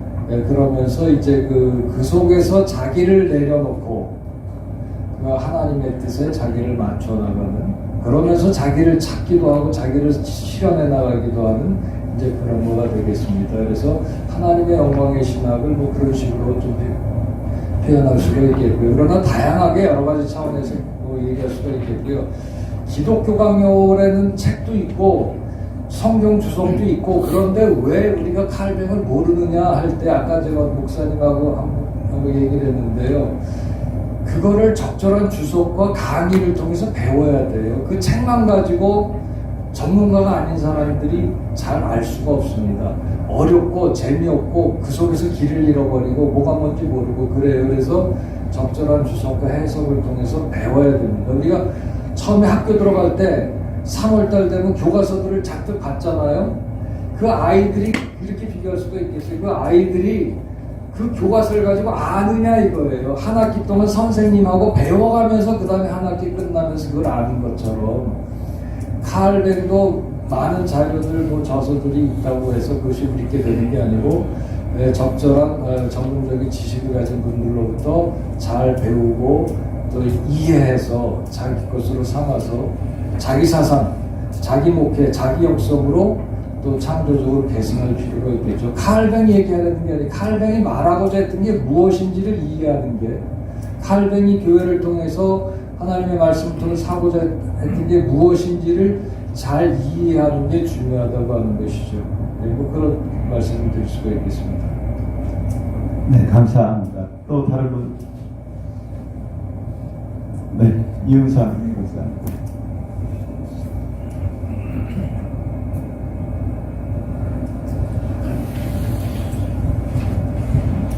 저도 자꾸 읽어서 죄송합니다.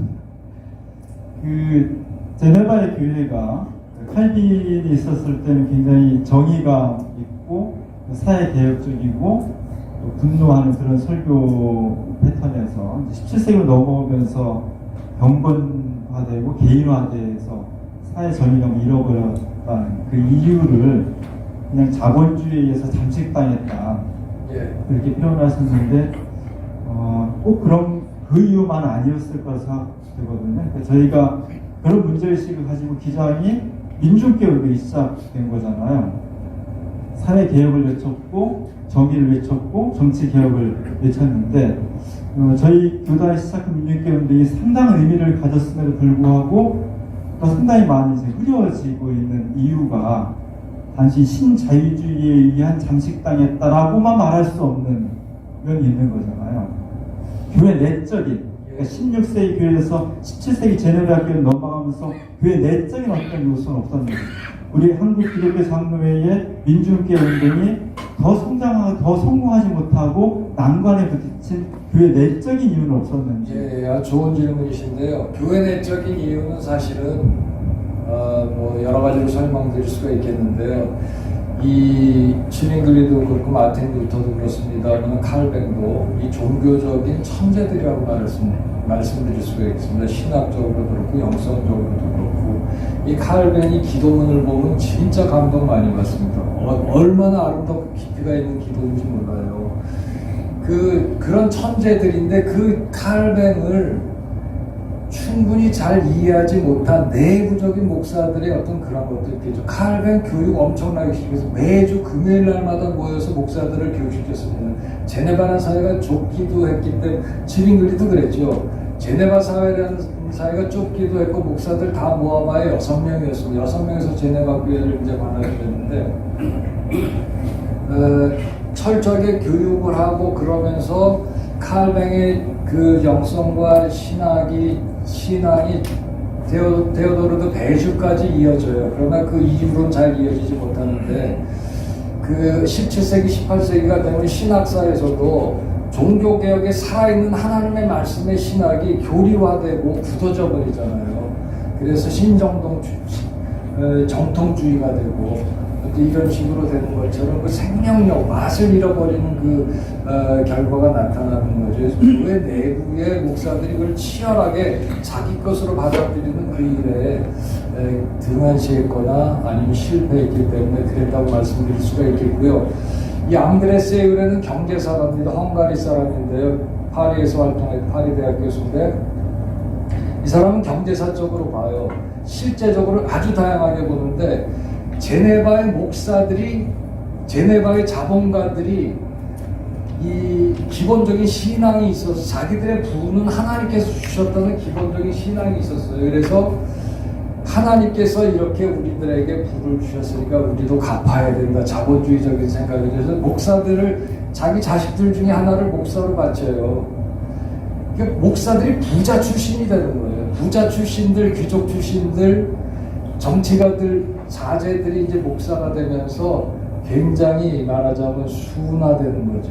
친자본가들, 친귀족들, 그 당시에 과두정, 그 당시에 그 의회의 그 지도자들, 정치가들, 이 친화적인 그런 사람들이 또 교회의 지도자들이 되는 그런 뭐 여러 가지 원인도 찾아볼 수가 있겠습니다. 이렇게 팽팽한 긴장, 국가와 그다음에 사회 경제적인 어떤 그 세력가들과 끝까지 투쟁하는 팽팽한 긴장을 이겨내지 못한 거라고 볼 수가 있겠습니다. 목사들이, 교회가. 네, 감사합니다. 네, 네. 우리 이호감 박사님께 다시 한번. 이 세션의 마지막 시간인데요. 정현진 박사님, 구약신학 전공자이시고 수도교회에서 목회하시면서 구약에 대한 주석들을 꼼꼼하게 잘 쓰시는데 쯔빙글리의 67개 조항과 구약 성경 그래서 다시 성경의 근본으로 돌아오시는 거죠? 네, 그 마지막 순서로 잡았습니다. 네. 예, 사실 뭐 여기 이호가 선배님은 하이뱅 전문가시고 영구 성장님은 칼바르 쪽 전문가시고 또 정미연 박사님은 쯔빙글리 전문가신데 이렇게 보면 이 부분에서는 제가 가장 그 아마추어예요. 아마추어인데 다행히도 시간이 길지 않아서 다행입니다. 제 개인적인 경험을 이야기하면 제가 한 20여 년 전에 쯔빙글리가 수사로 있었다고 하는 그 아인지 대련에 있는 수도원을 가본 적이 있습니다. 그래서 이제 이렇게 보니까 참 멋있고 잘 지어진 건물이고 그 벽에 침대도 걸려 있고 목발도 걸려 있고 뭐 들것도 걸려 있고 막 그래서 그게 뭐냐고 물어봤더니 이 기도원에 와서 기도하고 그 거기에 실려와서 그걸 짓고 와서 기도하는 사람들이 나고 나서는 놓고 간 거래요.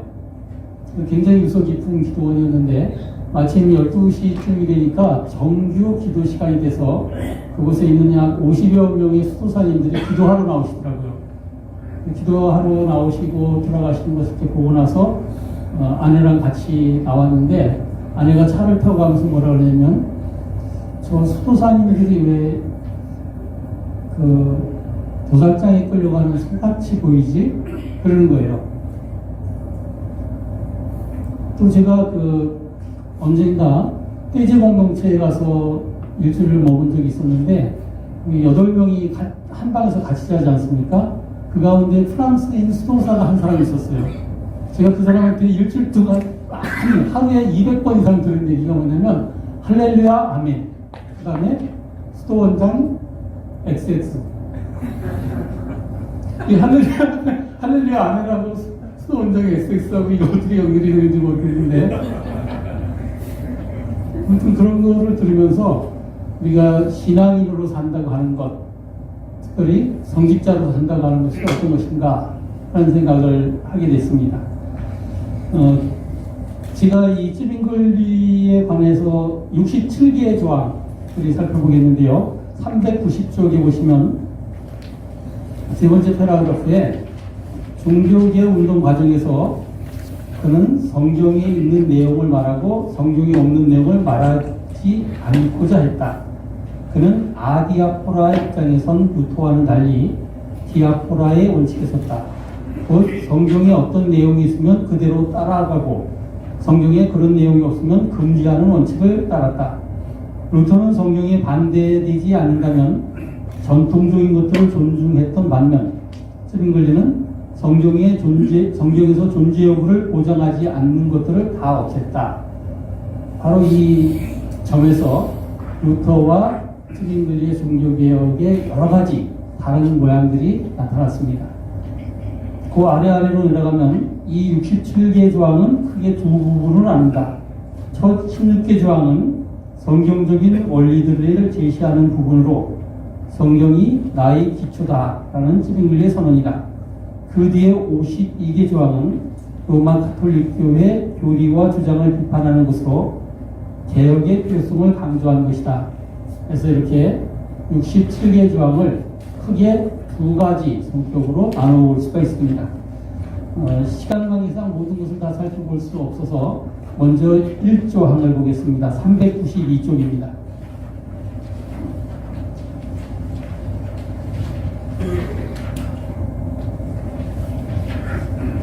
그 앞에 있는 부분은 제가 일부러 독일어도 한글과 같이 썼는데, 왜냐하면 우리말로 나와 있는 번역들을 보니까 이 67개 조항의 번역이 제각각이더라고요. 그래서 가급적이면 원문도 같이 써서 혹시 참고하실 분은 참고하시게 하기 위해서 원문을 같이 썼습니다. 392조, 교회의 확증을 거치지 않은 복음은 아무런 가치가 없다고 말하는 사람은 누구나 하나님께 죄를 범하는 것이고 하나님을 모독하는 것이다. 이 조항을 해설하기 위해서 주민글리는 구약 성경의 에레미야서, 이사야서 등등을 인용했습니다. 그리고 이 부분, 교회의 확증을 거쳐야 복음이 복음다워지고 또 책으로도 낼 수 있고 설교로도 전해질 수 있다 하는 입장은 지금까지도 천주교회는 지키고 있습니다. 지금도 천주교회에서는 신학자가 책을 내려면 교회의 인가를 받아야지 책을 출판할 수가 있죠. 그런 반면에 우리 개신교회는 아주 자유롭게 책을 냅니다. 이 두 가지 서로 다른 경향이 장단점이 있어요. 제가 그 아래다 썼습니다만은 이것이 부정적으로 작용될 때 교리나 교회법을 성경보다 더 앞세우거나 성경에 대한 다양한 접근을 가로막을 수가 있다. 긍정적으로 작용할 때에는 성경을 제멋대로 풀이하여 적용하거나 이단적 발상과 작용을 미연에 방지할 수 있다. 천주교회 안에 다양한 흐름이 있으면서도 개신교회와는 달리 교단 자체가 분열되지 않는 것은 이런 전통의 영향이 클 것이다. 이 것입니다. 어쨌든 우리에게는 좀 약점이라면 걸러지지 않은 신학적 주장과 걸러지지 않은 성경 해석들이 자유자재로 발표된다고 하는 것이 또 단점이라면 단점이고, 또 어떻게 보면 그런 것들을 통해서 상식이 있는 사람들은 이렇게 해석해서는 안 되겠다, 이것은 아니다 하는 것들을 반면교사로 배울 수 있는 그런 장점이 있다고 하겠습니다. 이 부분에서 찌른거리는 사람의 숫자가 진리를 확증하는, 진리를 신뢰하게 만드는 근거가 될 수 없다는 것을 주장합니다. 그러면서 열왕기상 18장에 선지자 엘리야가 바알 선지자들과 대결했을 때의 숫자, 그 다음에 열왕기상 22장에 미가야 선지자가 또 다른 거짓 선지자들과 대결했을 때의 숫자, 이런 것들을 이야기하면서 한 명 혹은 작은 숫자라 하더라도 진리 편에 서는 것이 얼마나 중요한가 하는 것을 강조하고 있습니다. 그 다음에 우리가 그냥 좀 넘어가서 395쪽에 다섯 번째 조항을 보겠습니다. 그러므로 다른 가르침을 복음과 같게 여기거나 복음보다 더 의미 깊게 여기는 사람들은 모두 다 잘못하는 것이다. 그들은 복음이 무엇인지 모른다. 사실 제가 신학교에 입학하던 1980년에만 하더라도 역사 비평 이외의 다른 신학 정서 연구 방법은 다 무식한 사람들이 하는 것이고 별로 신뢰해서 할 수 없는 그런 것으로 생각해 왔습니다. 그러나 지금 40여 년이 지난 지금에 와서는 세계 신학계의 조류는 역사 비평의 시대가 저물고 있습니다. 그런데 안타깝게도 아직도 기장과 한신 안에서는 역사 비평이 큰 주류를 이루고 있습니다. 역사 비평의 장점도 있지만 단점이 무엇입니까? 문화적 한계, 역사적 한계, 인간적 한계, 지역적 한계를 성경이 그대로 담고 있다. 그래서 성경은 한계가 있는 문서다 라고 하는 입장이죠. 우리는 입으로는 성경이 성령의 감동으로 기록되어서 정확무하다 이렇게 기장의 신앙선에서 선언하고 있지만 실제로는 많은 한계가 있는 문서로 받아들이는 경향이 적지 않이 있습니다. 그런 점에서 시대, 인간, 지역, 문화, 역사의 한계를 초월하는 영원한 진리가 담긴 성경으로 우리가 이것을 어떻게 받아들일 것인가 하는 것이 또 우리 시대에 우리가 안고 있는 과제가 아닐까 그런 생각을 해봅니다. 지금은 어쨌거나 썩은 동아줄을 잡듯이 점으로 가는 역사 비평을 붙들고 씨름할 때가 아니고 성경 자체를 붙들고 씨름할 때다 하는 것을 말씀드리고 싶습니다. 중세교회는 교리보다 성경을 하위에 놓았습니다. 역사 비평은 역사와 인간의 이성을 성경보다 우위에 놓았습니다. 그래서 우리가 중세교회를 비판할 때 성경을 교리의 도구로 삼았다라고 비판하고 있는데 우리의 신학은 똑같은 논리로 성경을 역사의 도구로 삼고 있다 이렇게 말씀드릴 수가 있겠습니다. 쭉 넘어가서요.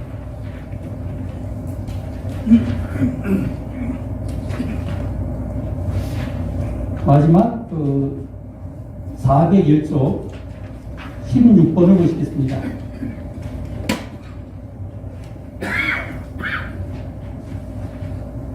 복음에서 우리는 인간이 만든 교훈과 규정이 사람의 구원에 아무런 도움이 되지 못한다는 사실을 배운다 하고 이렇게 말하면서 쯔빙글리는 이 부분에서 은총만 강조하는 신학과 심판만 강조하는 신학의 위험성을 강조하고 있습니다. 저도 마찬가지지만 모든 사람들이 다 심판도 이야기하고 은총도 이야기합니다. 그러나 똑같은 비중으로 이야기하지는 않습니다. 자기가 가진 성향 혹은 자기의 신앙관 혹은 자신의 입장 이런 것에 따라서 90%는 은총을 이야기하고 그냥 10% 정도만 심판을 이야기하는 사람도 있고 또 그 반대의 경우도 있겠죠. 어쨌거나 여기서 찌빙글리가 강조하고 있는 것은 하나님이 말씀하신 것을 말씀하신 그대로 받아들여야 한다고 하는 점입니다. 우리가 누가복음에 보면 어떤 부자 청년이 와서 예수님에게 어떻게 해야 영생을 얻으리까 하고 물을 때 예수께서 답변을 주시자 그가 근심하며 갔다 이렇게 말씀하고 있습니다. 그가 근심하고 간 이유가 무엇입니까? 예수님이 하신 말씀이 그의 감정, 그의 생각, 그의 찬성과 어긋나기 때문이지요. 우리 신앙이라고 하는 것은 결국은 우리의 감정과 천성, 본성 이런 것들을 무시하는 것은 아니지만 그것을 극복하고 그것을 보양시키고 그것을 선용하도록 이끄는 것이 신앙이라고 할 수 있습니다. 그런데 우리 현대사회에 올라와서는 신학적인 주장들이 종종 이것은 인간의 타고난 본성이기 때문에 죄가 되지 않는다. 이것은 인간의 자연적인 속성에 관한 것이기 때문에 죄가 되지 않는다. 하고 주장하는 것들도 없지 않습니다. 여러분들이 오전에 배운 시간 가운데 루터나 쯔빙글리가 신현 사상을 실천한 것에 관해서도 배우셨을 것입니다. 신현 사상, 레위기 25장에 나오는 이것에 대해서도 많은 학자들이 이야기할 때 실행되지 않았다 이렇게 주장합니다. 그럼 실행되지 않은 근거가 뭐냐? 근거는 없습니다. 역사 비평의 관점에서 볼 때 도저히 실행할 수 없는 하나님의 말씀이기 때문에 실행되지 않았다고 생각하는 것이죠.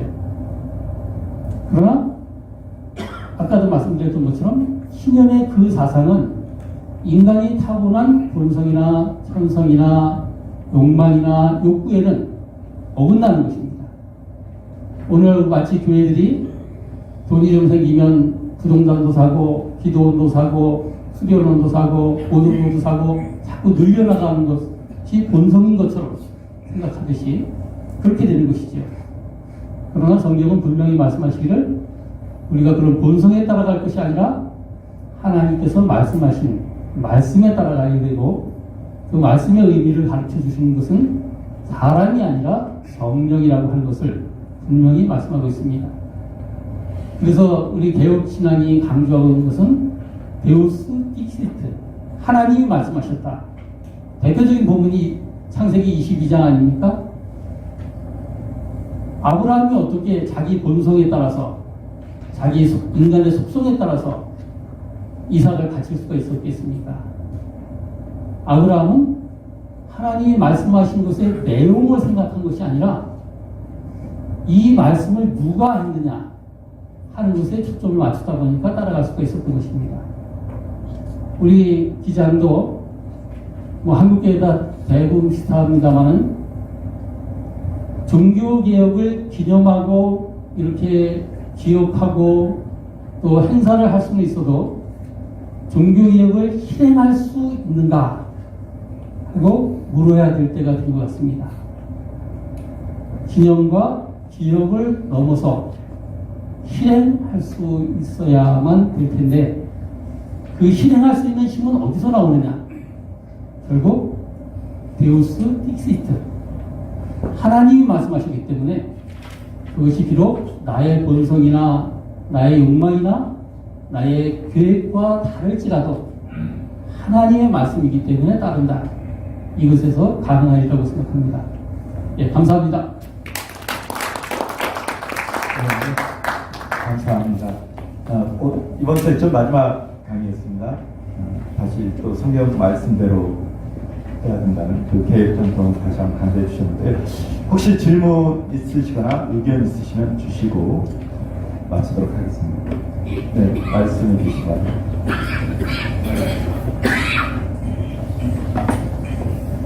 칼빈은 칼빈은 제가 이해하기로는 인간의 전적 타락 그리고 신구약 성경을 동일한 하나님의 말씀으로 왔다 이렇게 알고 소견으로 이해하거든요. 그러면 쯔빙글리는 인간의 칼빈처럼 전적 타락이고 신구약 전체를 하나님 말씀으로 이렇게 참 받아들이는가. 그리고 이제 그 부분들을 칼빈이나 쯔빙글리나 같은가. 이런 부분에 있어서 이제 양 목사로서, 양 장로 아들로서 30년 이상 목회를 하면서 인간의 언제도 전적 타락, 그리고 하나님이 절대적인 주권, 그리고 신구약 성서 전체를 하나님 말씀으로, 물론 이제 역사 획득적인 장점도 있지만 단점도 있다. 이것은 굉장히 제가 공감하는 부분이고 이런 부분은 확실하게 그렇습니다. 네, 우리 이호가 박사님 먼저 칼빈에 대해서 전적 타락과 신구약 성경을 하나님 말씀 칼빈 입장, 정미연 박사님 쯔빙글리 입장도 한번 말씀해 주시면 좋을 것 같습니다. 저는 안 해도 되겠습니다. 그 칼빈이 전적 타락, 그다음에 하나님의 말씀에 그 성경 66권이 예외 없이도 하나님의 말씀이라는 그런 이제 얘기들이 이제 다 있죠. 칼뱅에다 얘기한 건 사실이에요. 그렇지만 그거를 우리가 그 문자적으로 표현 그대로 받아들이기보다 그 이해를 좀 할 필요가 있습니다. 인간의 전적 타락이라고 하는 것은 결국은 인간이 하나님 앞에서 죄인이라는 것을 표현이죠. 그 다음에 철저한 죄인이라는 거. 그래서 철저한 회개가 필요하고 자기로부터 돌아서서 하나님께로 나아가야 되는 이 전향이 필요하다는 이제 그런 것에 대한 표현이라고 말씀드릴 수가 있겠습니다. 원죄 같은 것도 뭐 유전적 범죄 뭐 이렇게 얘기하지만 인간의 죄의 어떤 필연성, 보편성, 누구나 다 함께 다 같이 몸나고 있는 이런 죄성들, 어쩔 수 없는 것, 알지만 안 되는 것, 이런 어떤 인간의 죄성, 필연성, 죄의 비극의 무게, 깊이 이런 게 깊다는 걸 표현하는 거가 되겠죠. 하나님 말씀에 대해서 성경이 하나님의 말씀이라는 거에 대한 뭐 확신이 칼빈이 있습니다. 그 다음에 그 성경 66권 어느 거 하나도 아가서의 이제 정경성을 부인하는 그 카스텔리오와 논쟁도 있었습니다만은 성경 보면은 하나님 말씀 같지 않은 것들이 있다는 이제 주장이 있고 그런데요. 칼뱅은 그러나 그럼에도 불구하고 모든 것이 하나님의 말씀이다 이렇게 받아들였고 루터는 좀 다릅니다. 그럼에도 불구하고 성경에는 하나님의 말씀, 복음이 더 잘 나타나는 그런 책들이 있고 그렇지 않은 부분이 있다는 걸 인정했고 칼뱅이 주석을 하고 설교할 때도 그 순서를 매겨서 했어요. 그래서 칼뱅이 오래 살았다면은 칼뱅은 이제 그 54세에 죽었습니다만은 더 오래 살았다면 모든 책을 다 설교하고 모든 책을 다 주석할 수 있었겠습니다만은 그러나 우리가 이렇게 볼 때도 복음이 잘 나타나고 하나님의 말씀이 잘 증거되는 책들은 다 주석이 됐고 뭐 요한계시록이라든지 뭐 이런 책들은 이제 주석이 좀 안 됐습니다. 그래서 그 뭐냐면 칼뱅도 모든 것이 하나님의 말씀이기는 해도 모든 66권이 하나님의 정경으로서 말씀이긴 해도 그럼에도 불구하고 더 중심적이고 중요한 본질적인 어떤 것들과 좀 주변적이고 좀 나중에 해도 되는 거에 대한 그 나름대로의 구분이 있었지 않겠느냐 뭐 그렇게 말씀드릴 수가 있겠습니다. 뭐 대답이 됐는지 모르겠습니다. 쯔빙글리에 대해서는 우리 정미연 박사님. 네, 정미연 박사님께서 간단히 말씀 주시면 되겠습니다. 네, 하나님의 정의와 인간의 정의라고 하는 스피빌리에 굉장히 유명한 글이 있습니다. 거기에서 인간의 죄성에 대한 걸 분명히 얘기를 하면서 예수 그리스도 이외에는 누구도 의로울 수가 없다. 그래서 아무리 인간이 의롭다 하더라도 거기에는 한계가 있다라는 걸 분명히 하면서 인간의 죄성 얘기들이 나옵니다. 한번 참고해 보시면 좋겠고요. 신구약 성서가 하나님의 말씀이다라는 거에 대한 분명한 인식을 갖고 있기 때문에 성서의 원어로부터의 그런 주석을 강조하고 바로 거기에 스피빌리의 특성이 드러납니다. 인문주의 학자로서의 특성이 드러나고 또 인문주의 학자들과 그 점에서도 성서 원어로부터 하나님의 말씀을 다시 한번 되새겨보는 그런 작업들이 종교개혁의 가장 원동력이 됐다는 말씀을 드리고 싶습니다. 네, 감사합니다. 네. 윤종수 목사님. 마지막 질문으로 하겠습니다.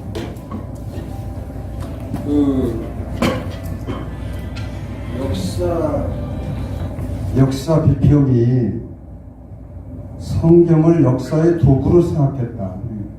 정영진 목사님께서 말씀하셨는데,